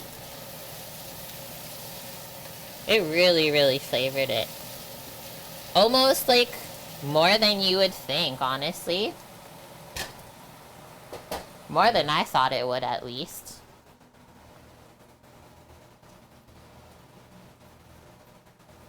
Got yourself a salmon poke last week when it all started, but you had to toss it. Oh yeah, because you weren't feeling good. Yeah, don't eat raw fish if you're not feeling good. A passion fruit topping on the poke? I've never seen that. That sounds amazing.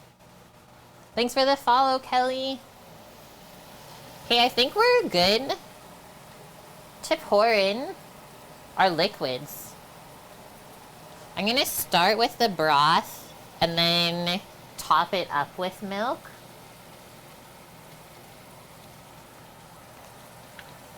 Oh, and okay, it's a little bit frozen in the middle there, so I'm just gonna let it kind of pour out.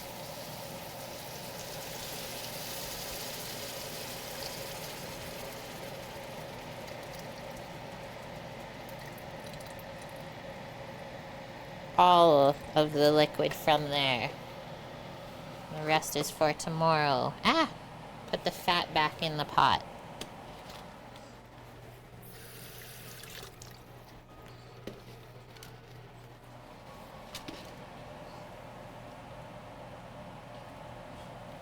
I think we can come a little bit lower down now.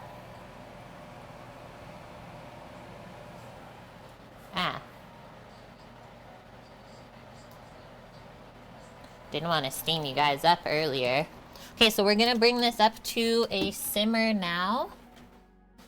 Have a bit more broth over here that I'm gonna top up. Add a bit of milk. It's gonna simmer for a bit.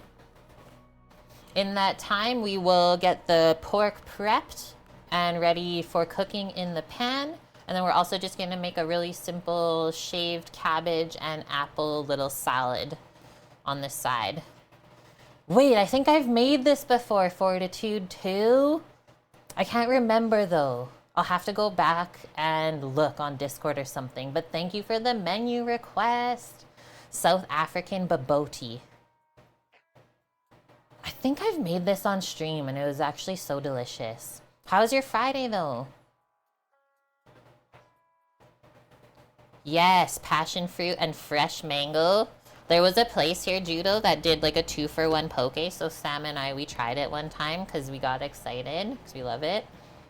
They had like the weirdest frozen mango chunks that tasted like plastic on the poke. Canned pineapple they put on it.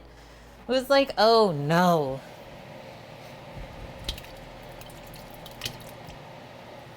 How you know the stock is well made? It's gelatinous, and it looks gross when you pour it. But that's where all the flavor is. Okay, milk.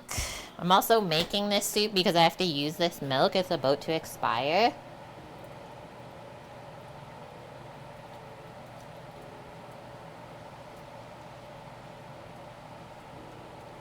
Something like that. We can always add more.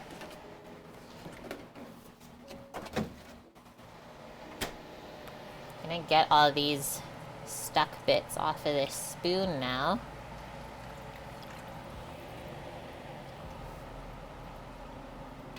So we just gotta simmer that, I would say less than 30 minutes, just enough so that the mushrooms are cooked and we can blend it until it's smooth.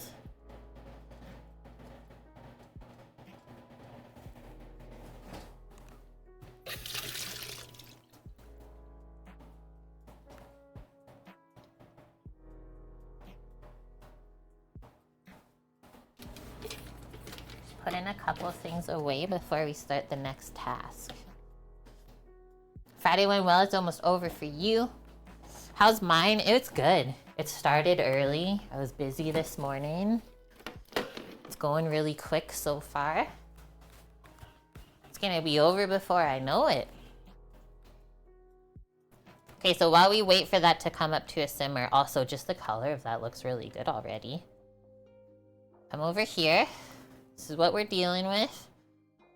Gifted pork that we're gonna just trim off a little bit of this fat cap here so I can render it out into lard I can cook with instead of it going in the garbage.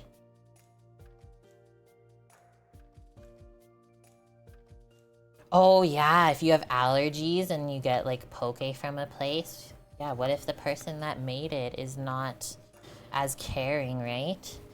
So I'm thinking of just cutting, let's leave about a 1/3 inch fat cap on there.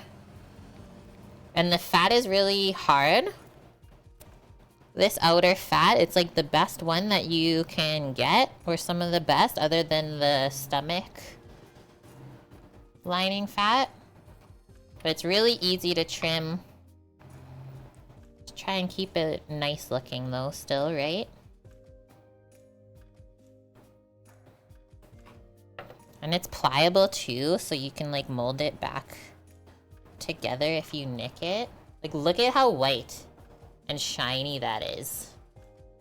This looks beautiful. You gotta go take a nap? Okay.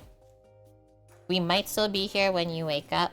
If not, thank you for popping by today.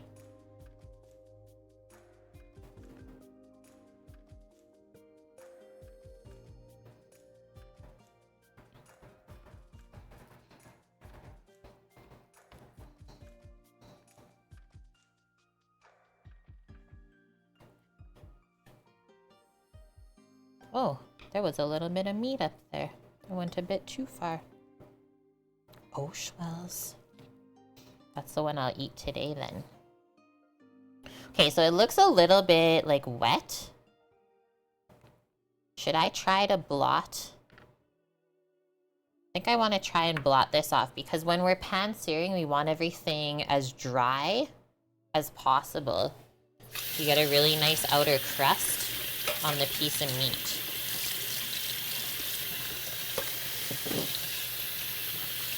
So it's always recommended to blot off that liquid.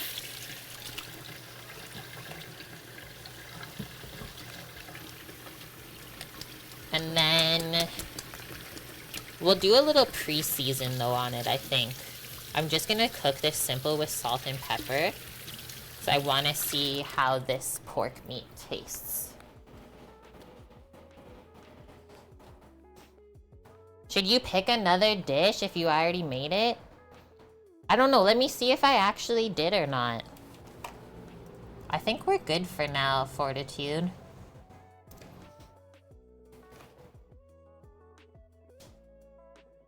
And did we even do it? This is what I have to ask. It says I made it on September 7th? 6th? September 6th, 2022. We made South African bobotie for... This was also a request. It doesn't say the name anymore, so I don't know who it was. But we did make it, but that was like 2 years ago, so who cares? Who cares? It's been forever ago. Okay, I'm going to grab a napkin to blot this off. The soup is just coming up to a simmer now.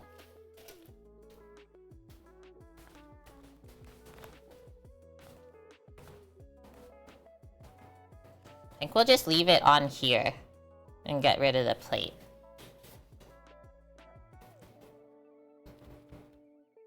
Hi Scoots, how are you? Ah! That's what I hate with napkins. Okay, don't stick. You love Porkies? Doesn't this look so good? It was a Porky gift.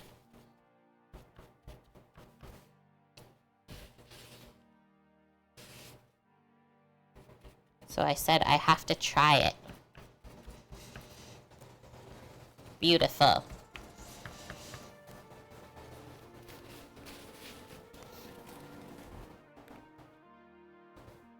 Gonna wash my hands. Do I like patty melts? You're gonna hate me when I say I've never had one. Still to this day. It has been a goal of mine. Like every time we go to America with Sam, I always say, okay, I'm gonna have a patty melt this time. I still never have. We'll just go get a cheeseburger instead. But I so want to try it. You had pork chops earlier in the week. Were they like this, Scoots, or more like a shoulder sort of chop? Hi, Titan, how are you?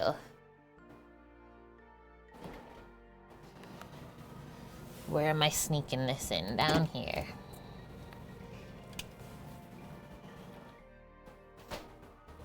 They look insane. Hey, Samo, did you see the fat that I trimmed off?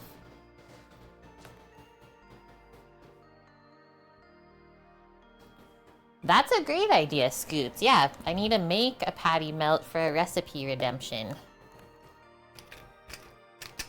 But I've always wanted someone else to make one for me. I'm going pretty heavy on the pepper, because that's how I like my pork. Just on one side, though.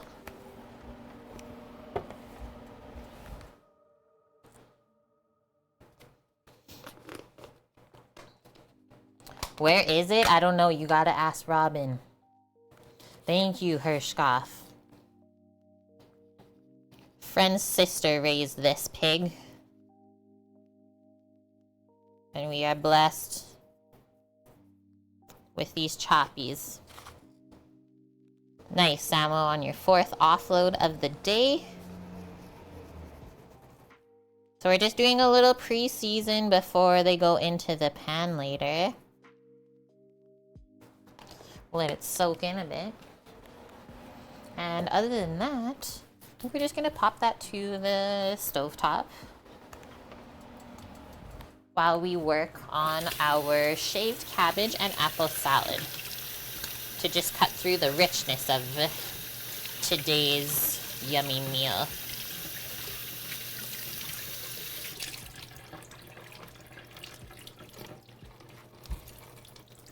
You'll take both, but then if you have both, what do I get?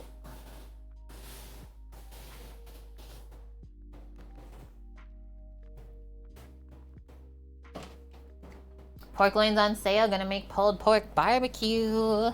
Do it up. Yeah, I was perusing like the whole meat section at the stores today.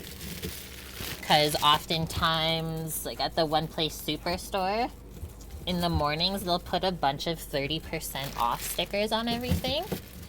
There was like nothing on sale today though. I was kind of sad. It's okay though.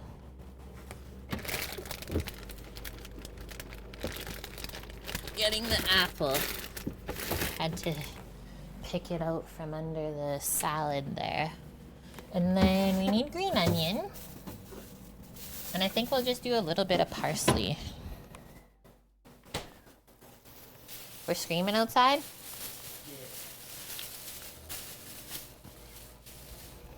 The green onions were massive this week. Usually they're like tinier than my pinky. They're huge. I'm gonna try and pick the smallest one out. Guys, I lucked out today. I had picked organic parsley, but the girl rang it in regular.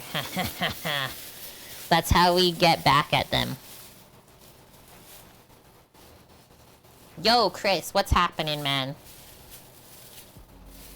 How is your new year going?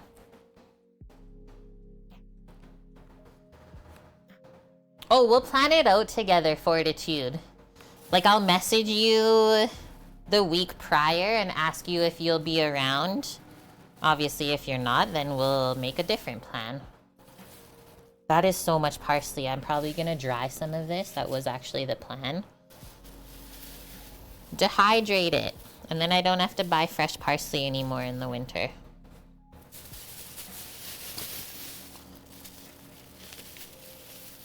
Is this Super Bowl this weekend? Guys, and don't hate me for asking that.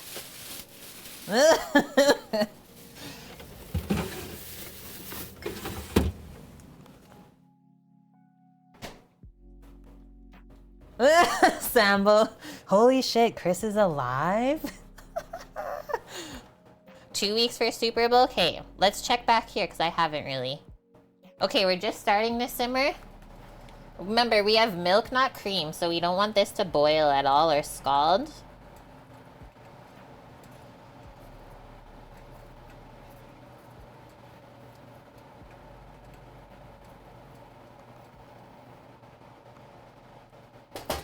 Turn it down.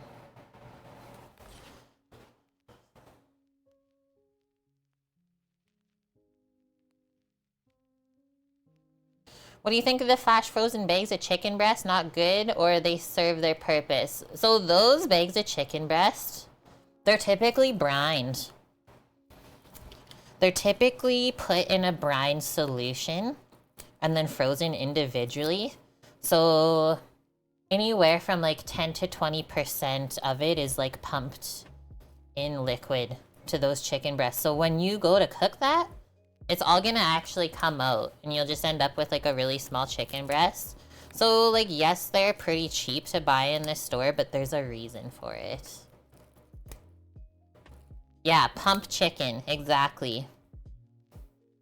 Like, not a bad product, I would say, but you could choose better.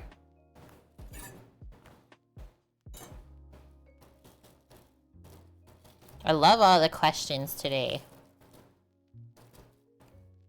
So we're just gonna finely chop the parsley first thing.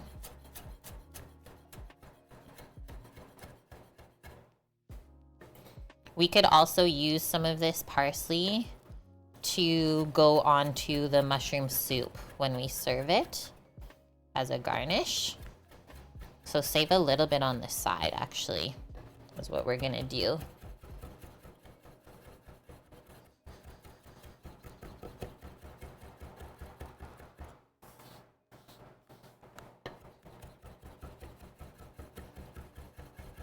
And they didn't have any flat parsley at the store, only curly. I always find it so annoying to chop. I don't know why.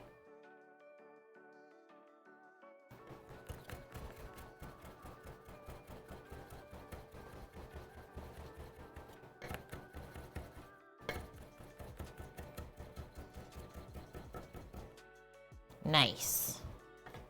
Just gonna get a little bowl.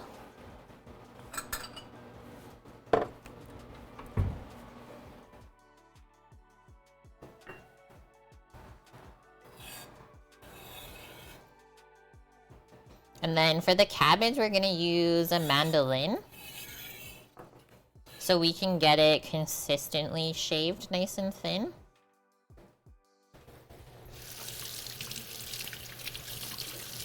If you don't have a mandolin, you could use a chef's knife. Just go really slow and controlled, so you don't hurt yourself.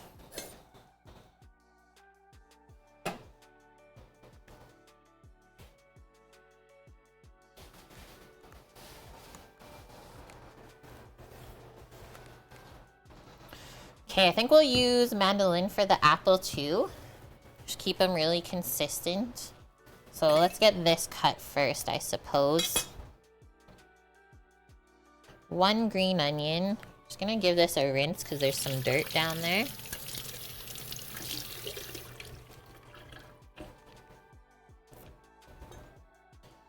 What? They don't have the school program at Go Auto anymore? It's Thrive, a school that they built. Huh. Interesting. Guys, we used to work at this car dealership when we first moved back here that had this program set up with a bunch of inner city schools where like we cook meals for free for them for lunch and then go deliver. It was honestly so much fun. So Chris is still working there, so he's like filling us in on what's going on. My gosh, was it so much work though.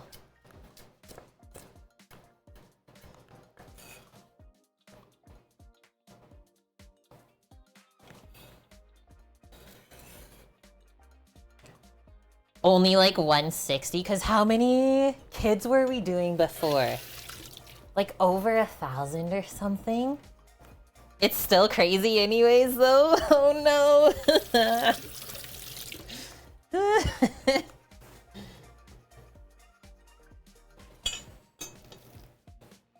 Over 1,200 is what we were doing. Yeah, that was nuts, dude. Okay, so what? We used this cabbage. Did we use it last week or the week before? And like it's barely even discolored. But let's take another chunk off. This is the biggest cabbage in my life. I think it was a $10 cabbage, but it was the smallest one in the store.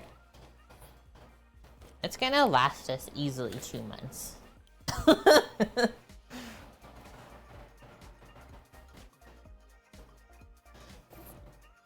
So I'm just gonna cut from the other side.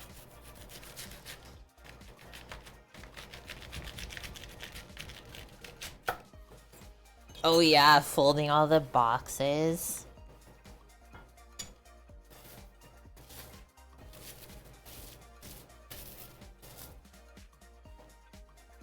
Cabbage lasts forever, and that's one thing I always say on this stream is how versatile of a vegetable it is. I'll need to rewrap this later.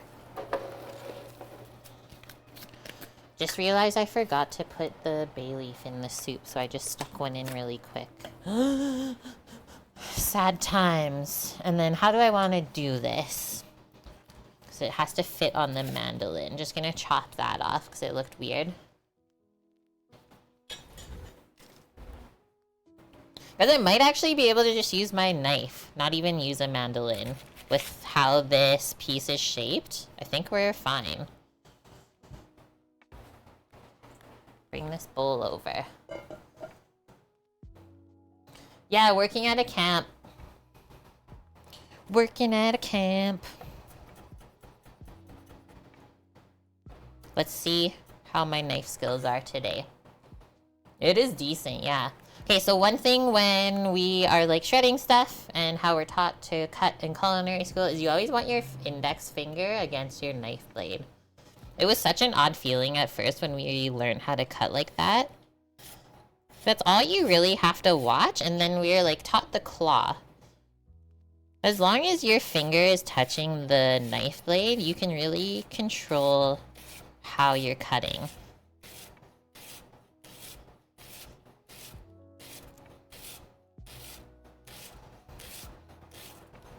I'm not going fast, because I want it all to be really consistent.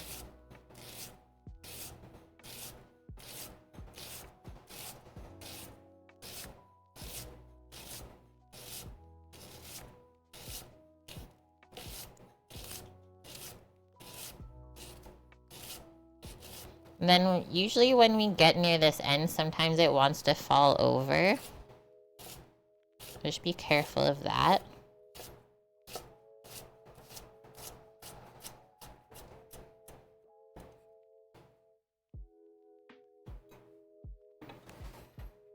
You could hear the sound of me cutting. Nice. I guess it is pretty satisfying to watch, hey? I know I would be mesmerized. Okay, so the next one. But look how nice we did this. I think that actually was thinner than what the mandolin would even give me. Mmm. The cabbage is sweet. Samo, you think 120 people left site today?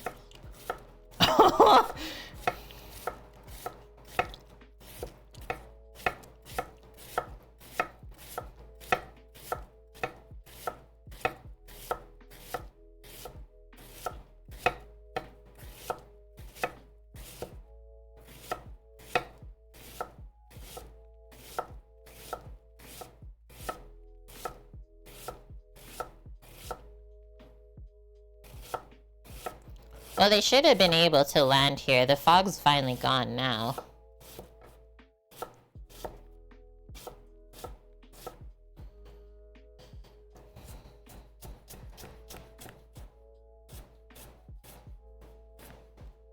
Okay, next up we'll get our apples chunked up and mixed in. This will definitely be enough for a couple days. Let's see how it holds up in the fridge. It was so crazy, the fog today, hey Chris? Just came out of nowhere. Like, it always rolls through the west side first.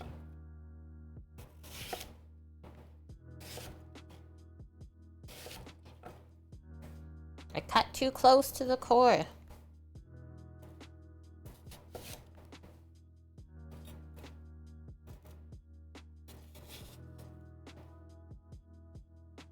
There. Will I use all of this? I might save this just on the side. Let's see. Just cut this a bit smaller. Go in half lengthwise. And then from there, I'll just flip it on the side and do like really nice little apple pieces.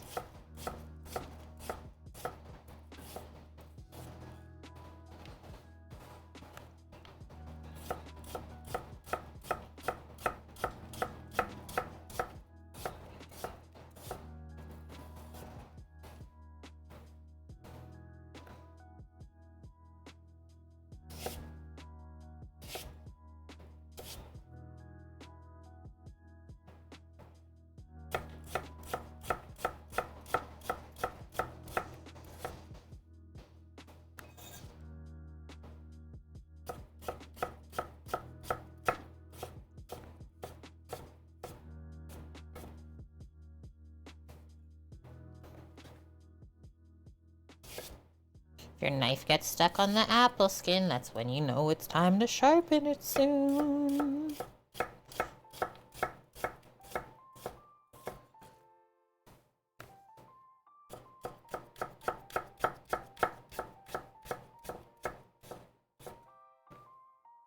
Bam. We gotta get this mixed before the apple starts to turn brown, because that'll happen. Oxidization, it's called.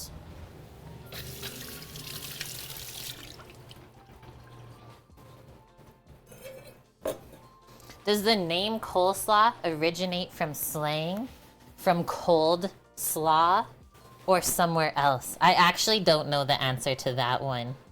I've been banging off all your other questions today. But the name coleslaw, I don't know. We always make a joke in restaurant kitchens that it's like Cole's Law. The person named Cole, it's his law.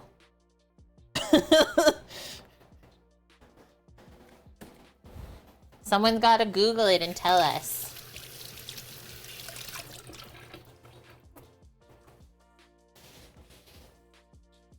I'm sure there's a story behind it. We just don't know it yet.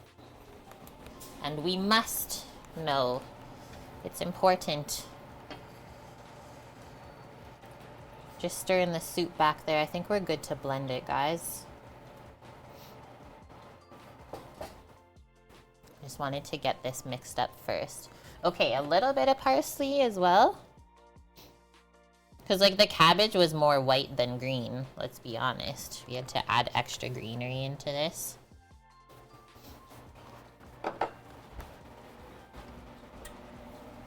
Salt and pepper, olive oil.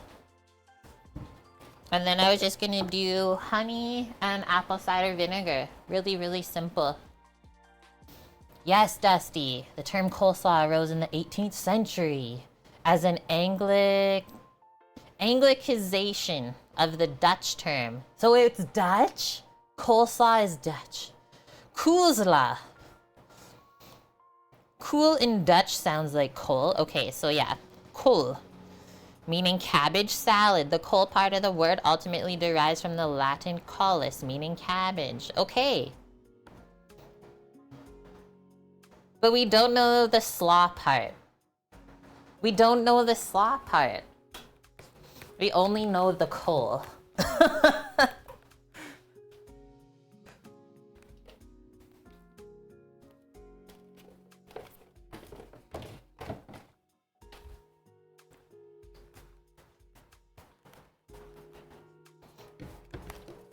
But we learned today, it's true. Thank you for looking that up, Dust. Okay, little sprinkle. Maybe a bit more. Oh, I guess, yeah. Maybe the slaw just means salad, right? That would make sense.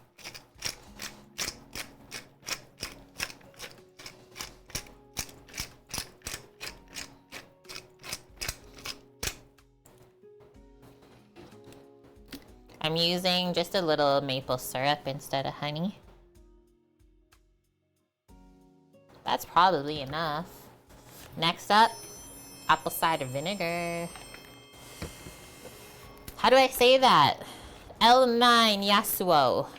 Thank you for the follow. Little drizzle of that. Olive oil. This ain't no creamy salad. Now let's see how that mixes together. I'm gonna grab a little pair of tongs.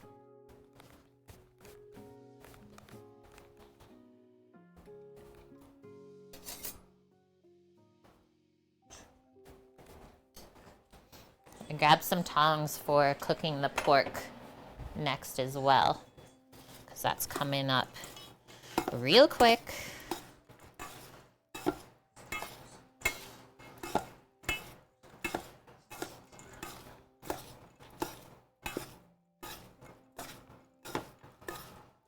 This will probably taste better tomorrow. A lot of dishes like this do. A little time to marinate. It's really good all mixed together though. Let's try it.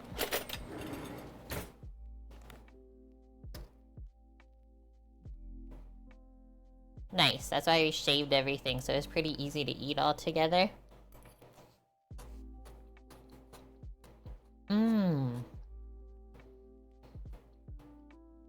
You know what that reminds me of? Like sauerkraut. Because my mom would eat sauerkraut with like some sugar and salt and like a little bit of olive oil and garlic, and oh my gosh, that almost tastes like it, but it's not sauerkraut. That is so good. That's exactly what I wanted it to turn into.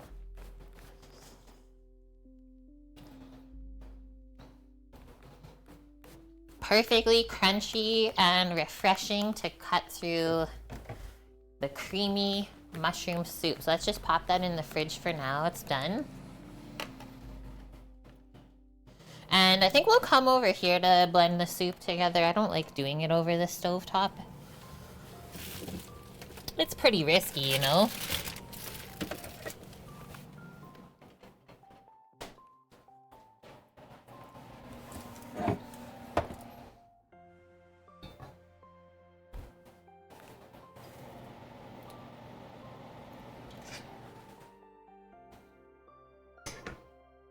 Zupa.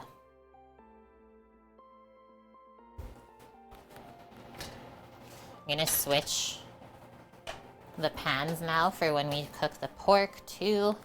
Okay, I'm just gonna use my little immersion blender, I think, to blend this. Actually, let's see how it works first, and if I don't like how it's blending it, then I'll switch to the stand blender.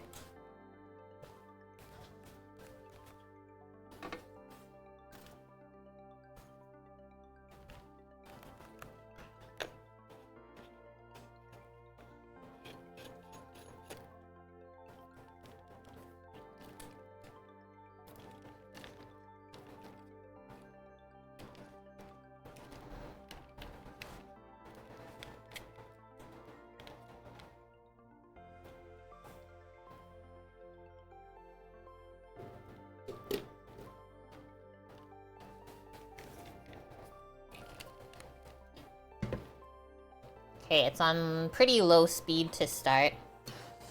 Oh, I might have to zoom past the blender. Let's see.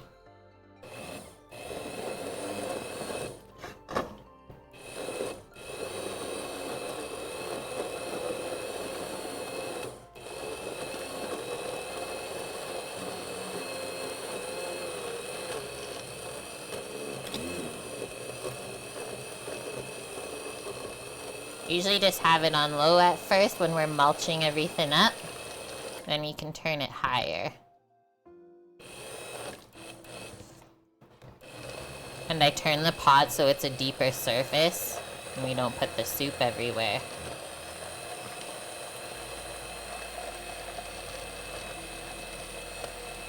All the dried thyme just floating on the surface.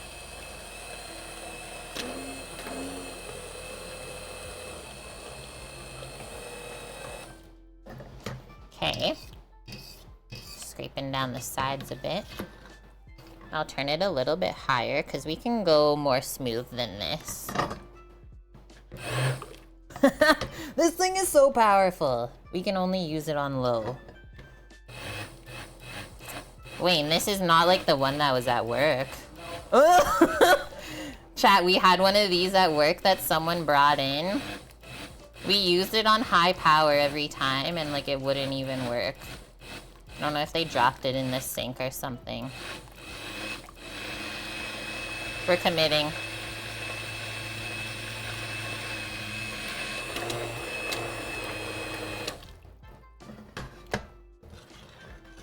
Haha!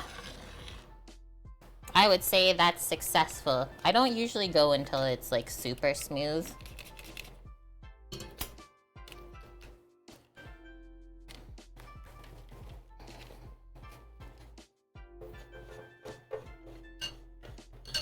It smells yummy. Okay, so we said we wanted it chunky still. So we're gonna pop these into there. I'm not gonna taste it yet, right? Because we probably have to bump up the seasoning once we add all that. So let's pop it back on the stove. And we'll let those simmer and cook while we sear and cook off the pork chop. Because the pork is pretty thick. It's gonna take a little bit of time, I would say.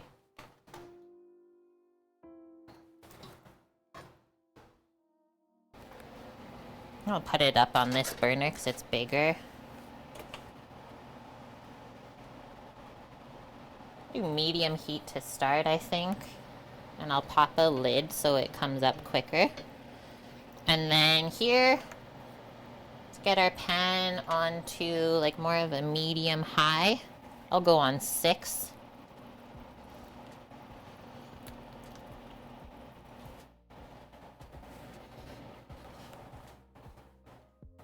And we'll be cooking the pork with lard. I'll grab that out of the fridge and get it into the pan. And then here's those beauty pieces. Holy, that looks great. Is this hot at all? No.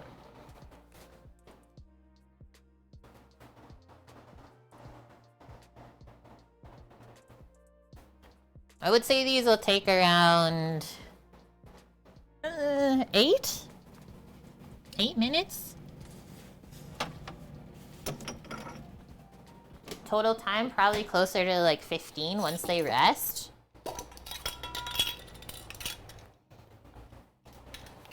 There's my pork fat that I rendered.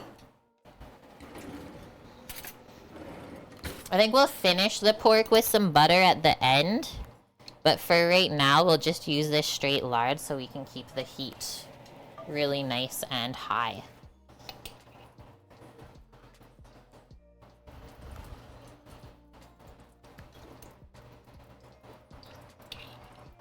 Maybe a little bit more, because I don't have a shortage of this stuff in the house.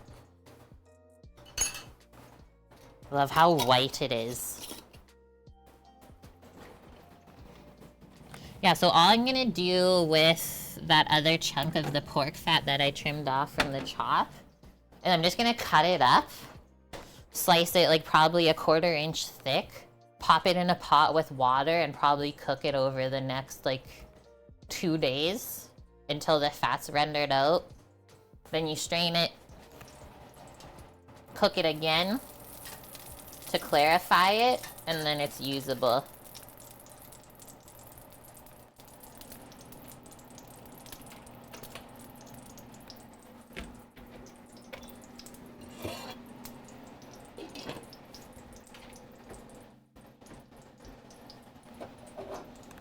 Okay, that is hot AF. It's smoking. We're ready to go. I'm gonna start with seasoned side down.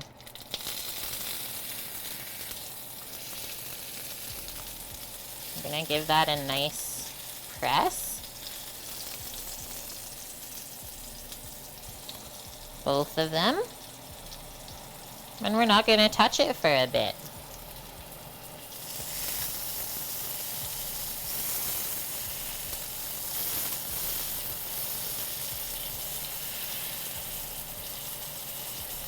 So that the pork chop, all of the surface is touching the pan, right? That's what's the important part here. So I'm just pressing it down gently. So you really do want it to almost adhere to the pan. Is that what shortening is? It is, yeah. So yeah, tender flake is the lard, like animal-based one. And that's what I often always use. Where is it? I always have it in the house. So I'll show you over here. Because even on the box, it says right here, pure lard. Whereas Crisco is the vegetable version of it. And I honestly find that Crisco's not as good. I tried it once to make the pie dough the same just with Crisco because I couldn't find tender flake in the store. It did not turn out nearly the same. So it does make a difference, honestly. Lemon brownies, never heard of it before. They're supposed to be glazed, but I think we're just gonna try it without the glaze because I don't like when things are too sweet anyways. You can always make a glaze on tomorrow's stream, but they've just been slowly cooling on the side. Still warm underneath, but that's how they turned out.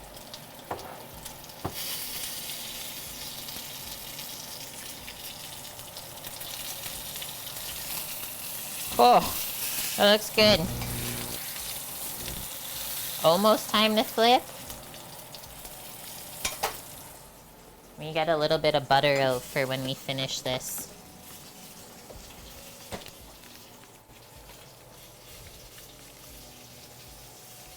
Do a little basting to finish these chops.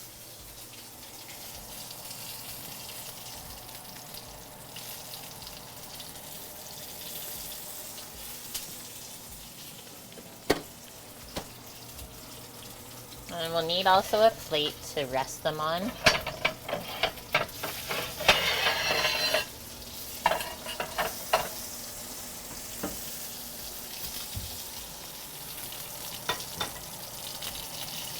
I think we're good to flip now. I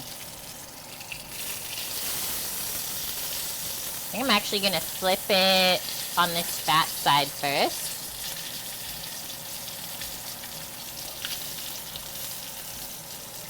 That one didn't get as much browning, but when we baste it, it should turn out.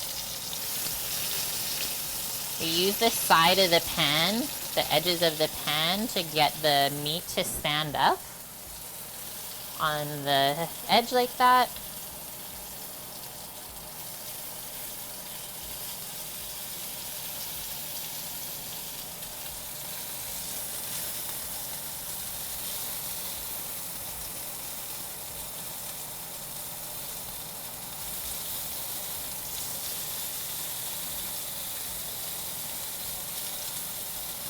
It's looking so good. This one edge needs a lot more browning.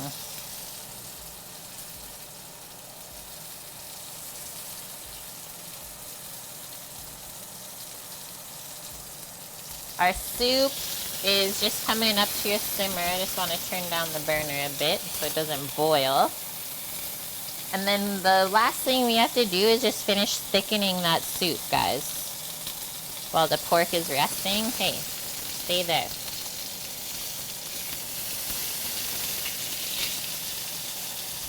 Stand them up together if you need to.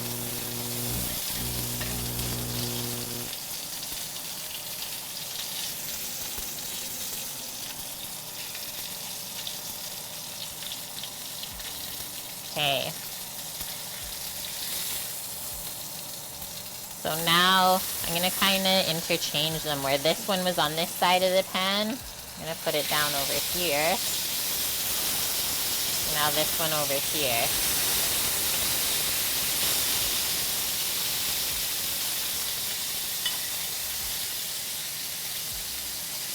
It really looks insane.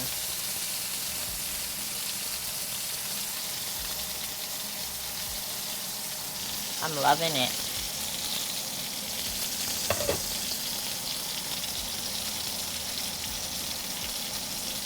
Stir the zuppa.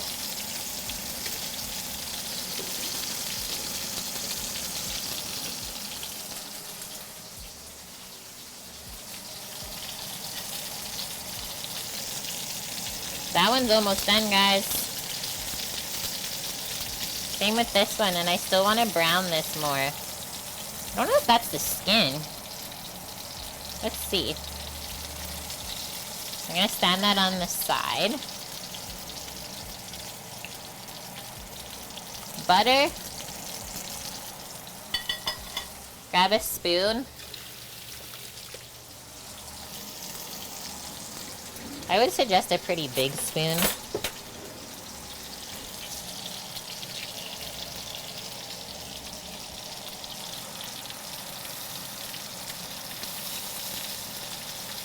My God, the amount of flavor that's in this pan right now. I just want to do that.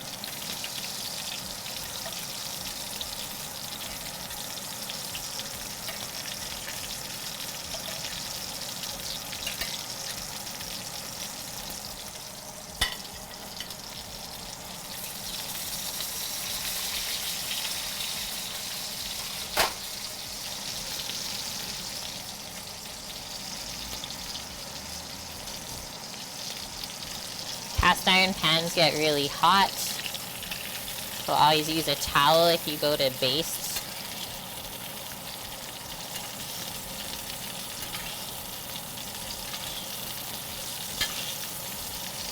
It is nicer to baste over a gas burner because the heat stays underneath the pan when you lift it up like this, rather than right now it's off of the heat, right? So the pan's kind of cooling down the whole time.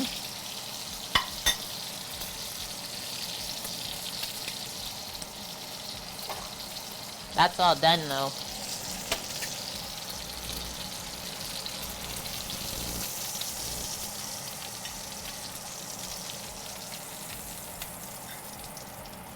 Rest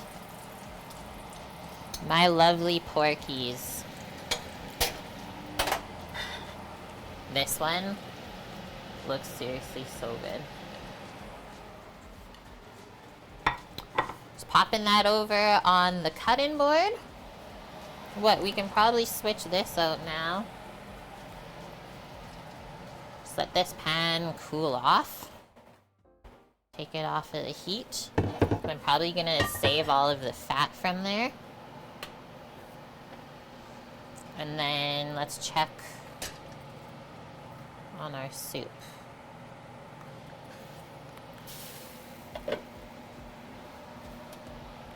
So we haven't thickened it yet. We've just blended it and added our mushroom pieces. Brought it back up to a simmer.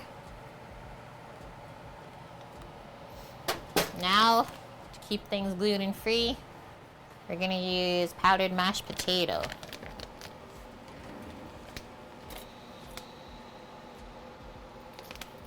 I usually just stir this in a bit at a time because it's a little bit difficult to like whisk chunky soups.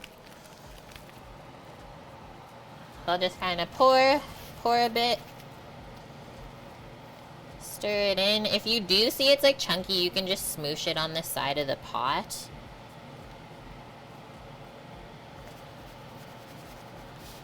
And I will say it does have to come up to a simmer to like fully cook this stuff in. Let's keep the heat on a nice low then.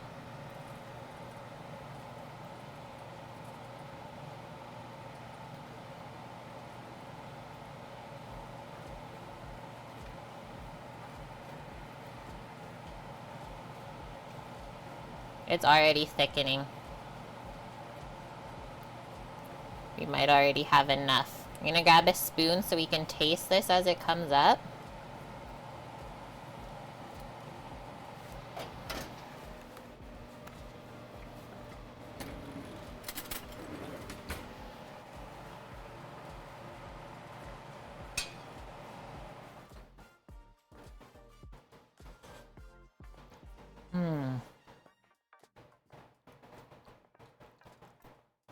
I've made it so many times, and it seriously always tastes the same. I don't understand.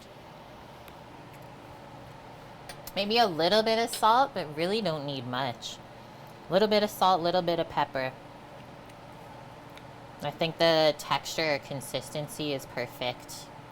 I wouldn't go any thicker.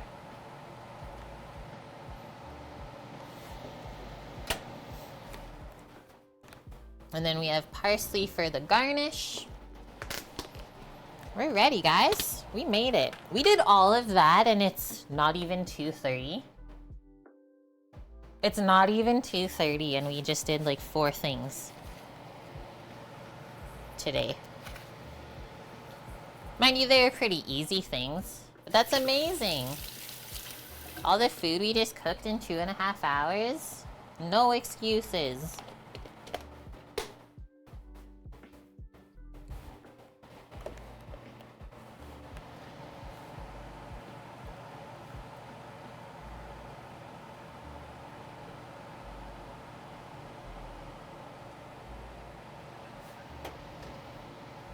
One more check.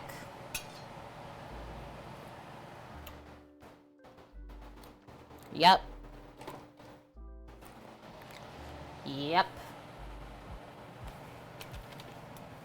Okay, so we use like half of the bag, I would say, of the mashed potatoes for those of you that were wondering. And yeah, it looks like I have around 4 servings.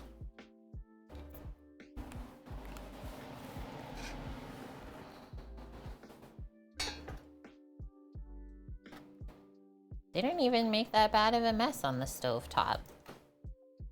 Okay, all this goodness. Soupa. Porco. Oh, pork feels so good. Feels so good.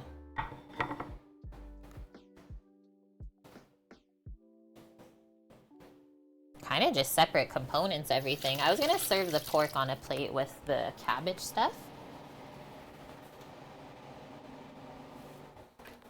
This meal reminds me of something that you would like get in France. I don't know. Little bistro kind of meal.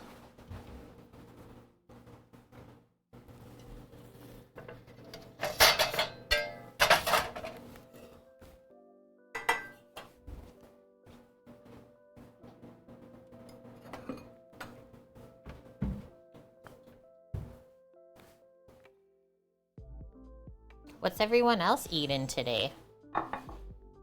Okay, just need a ladle.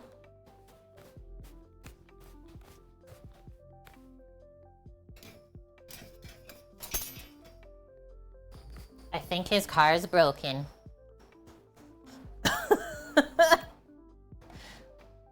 Look at how thick that just made this soup, you guys. In like 2 seconds. Spaghetti for dinner? Nice. I love spaghetti.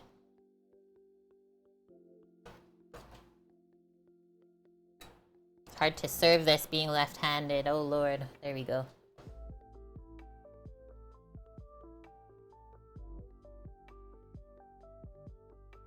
Yeah, that's a stick to your belly. I will say with using the milk today, it's not as like smooth as I usually get it with the cream.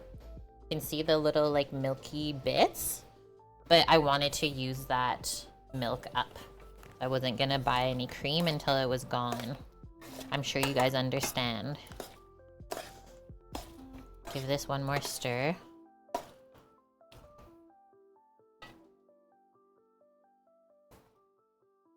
Little pile of this goodness in there.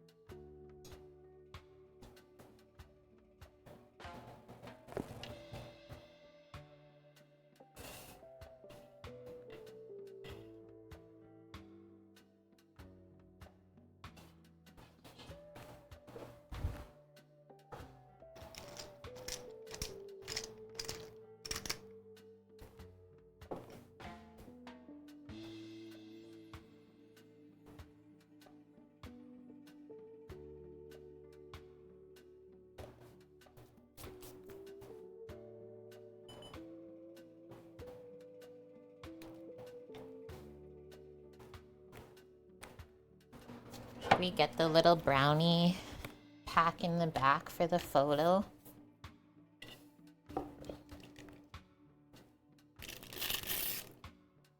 Just tear the paper off. It looks bad.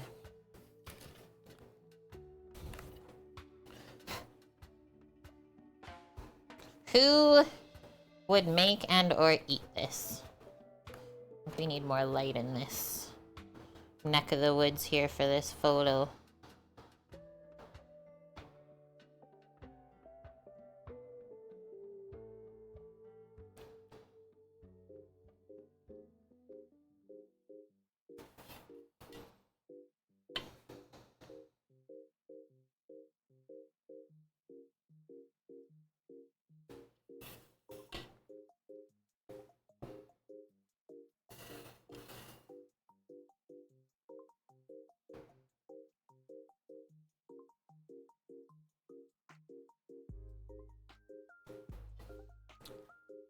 You would do it up, red syrup? Nice.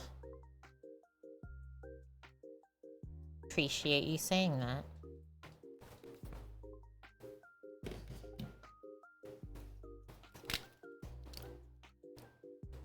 Okay, we need a spoon.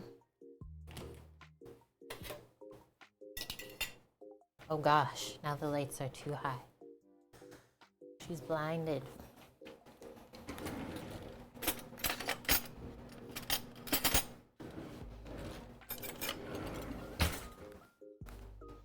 You'll be right over? Yeah, come on over. This is so simple. You can always garnish the mushroom soup with like a little drizzle of cream or something, but it shouldn't need it, right?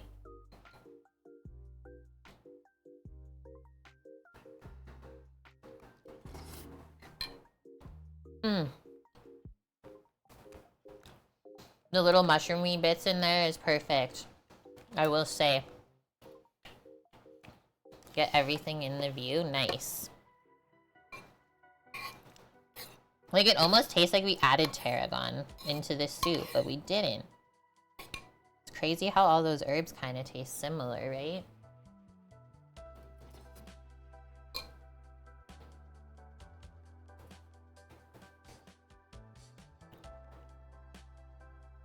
Just turning my other light down a bit more.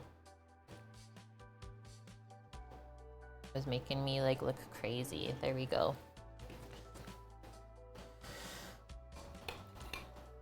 This is gonna fill me up so good today.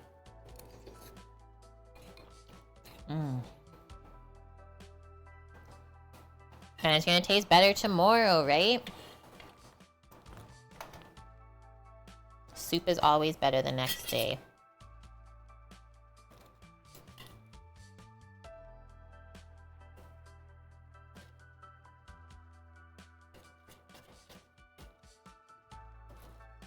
I was like worried about this pork.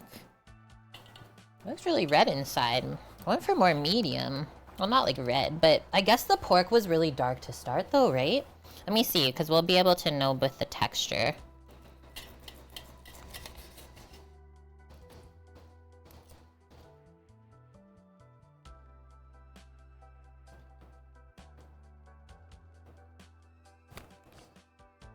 That's just how dark that pork is. The fat, like that's what I'm munching on right now. Why does it always taste like so nutty? The porky fat.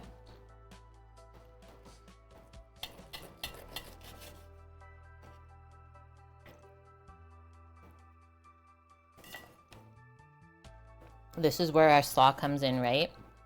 The unctuous fatty bits. Let's see if it cuts through it perfectly.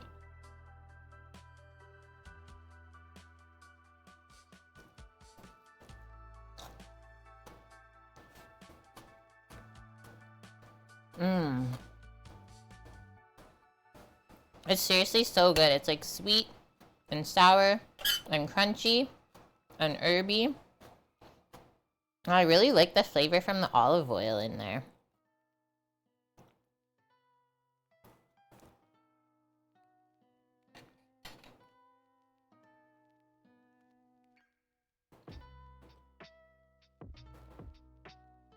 Definitely a very French meal. Let's see how the soup is, right? Because, like, pork with mushroom soup is really good, too.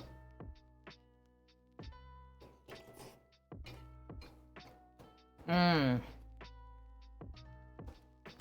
I honestly made it better.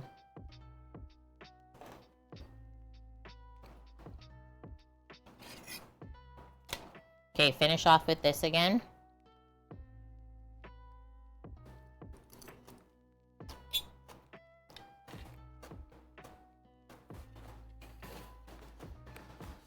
I do want to see how this turned out.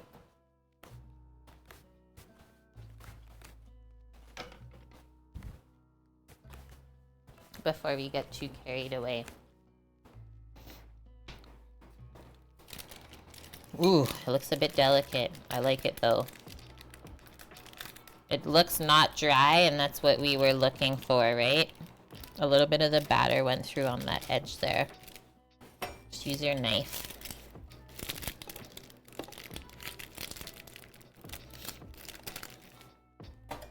Remember, it's gluten-free, so it's not gonna be what an actual brownie is. Man, I still can't get it out. Giveth the brownie.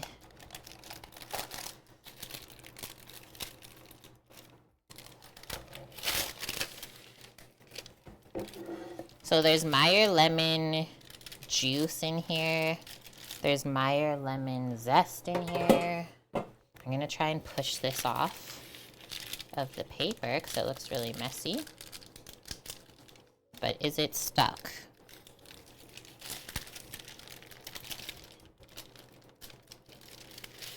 The bottom looks great. Let's just do this. There's definitely some weight to that. It's like a 2-pound brick.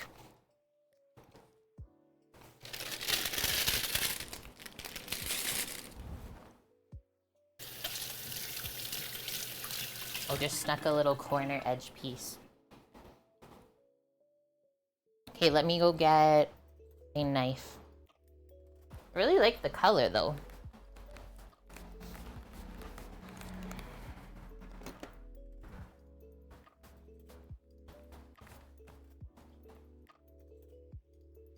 And this piece needs to be eaten too, I think. How should we cut it? Just in like long ways? I think if we try and cut squares, it's really small. Let's see. Just the couple bites I had. Really nice, like light lemon flavor.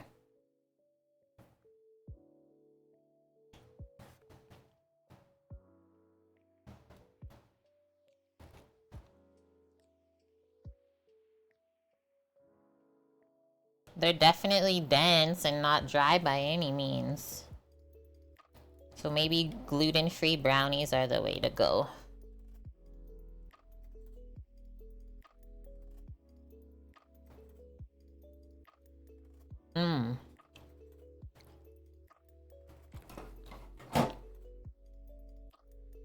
Okay, I'm gonna eat an ugly one.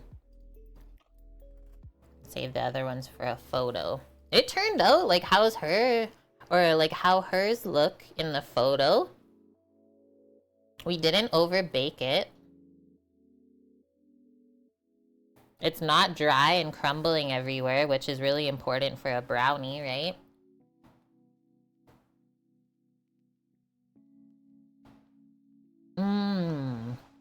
The like edge where it's really browned, it tastes like caramel. It's like kind of like chewy, the edges. That's a pretty perfect brownie that has no chocolate in it. It's not too sweet. The texture of the gluten-free flour, because that's always what bugs me, is not weird in this. Gluten-free brownies, that's it. We finally found the dessert that we can make at home.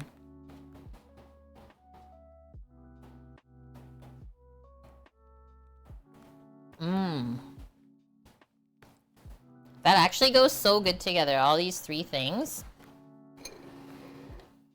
Because, like, this isn't too sweet, it's not super heavy, and it's lemony.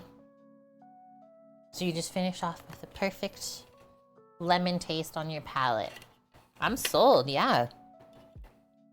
Oh, you've been looking forever. Right? Because it sucks when you have a hankering for something and you can't eat wheat that often. You can't just go to the store and buy something. We gotta fend for ourselves sometimes. Okay, so one thing before we go, I wanted to show you guys what's coming up next. It looks a little bit bloody, but like don't look at the blood in the bag, but this is what we're roasting tomorrow.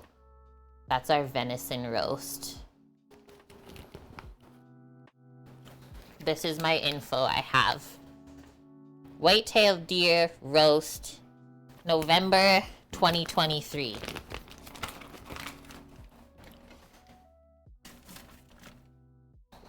I think I gotta go buy some red wine for that tomorrow to roast it or braise it. It's gonna be so good. We're gonna... I actually haven't decided yet. I might even just pressure cook it with some wine until it's like falling apart, and then so we're gonna braise that with a sauce, and then we're gonna serve it over mashed potatoes. Sour cream and green onion mashed potatoes. Yeah, what else did I get as well? This is the other things that we get to use up. Because they're like, how much room do you have in your freezer? So we told them, so I just brought that amount, right? So we got some ground venison as well. And some steaks. But I'll probably save some of this for Samo. He just told me to try some of the things because they got lots and they can always bring more. I said, okay. So yeah, if Sam would have had this pork today, he would have been going nuts. Let's just say that. I'll have to message our friends after stream today and say thank you very much, right? Okay, who are we gonna go raid today? That was a very successful stream.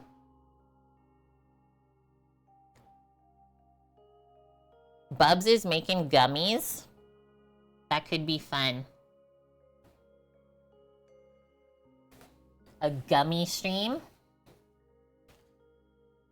Yo, where is everyone? No one streams on Fridays no more or what? Or just not at this time. Probably not at this time because everyone's working. Okay, we're gonna do a Bubs raid then. Because we know him and it's chill there. Thanks, Michael. Thanks, Kimmers.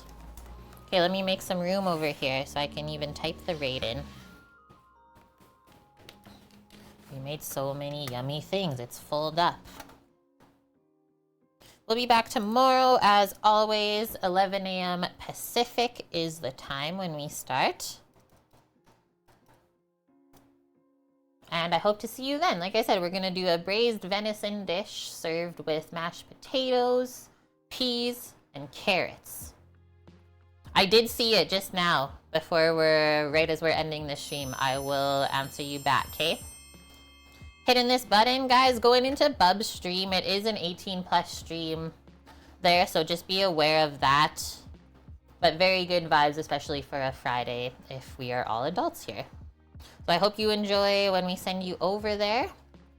And other than that, thank you so much to Kelly Cakes for starting our stream with that massive raid today. Holy smokes. It's really fun to meet you all. And I hope that you come back and watch tomorrow for more cooking so that we can inspire you and learn a little bit more together. Very welcome, Dusty. Thank you for being here as well. And yeah, we learned a lot of like different things today. I thought that was really fun. So everyone have a wonderful rest of your day or night wherever you are in the world. And I will see you next time. I'm gonna hit that button. Bye!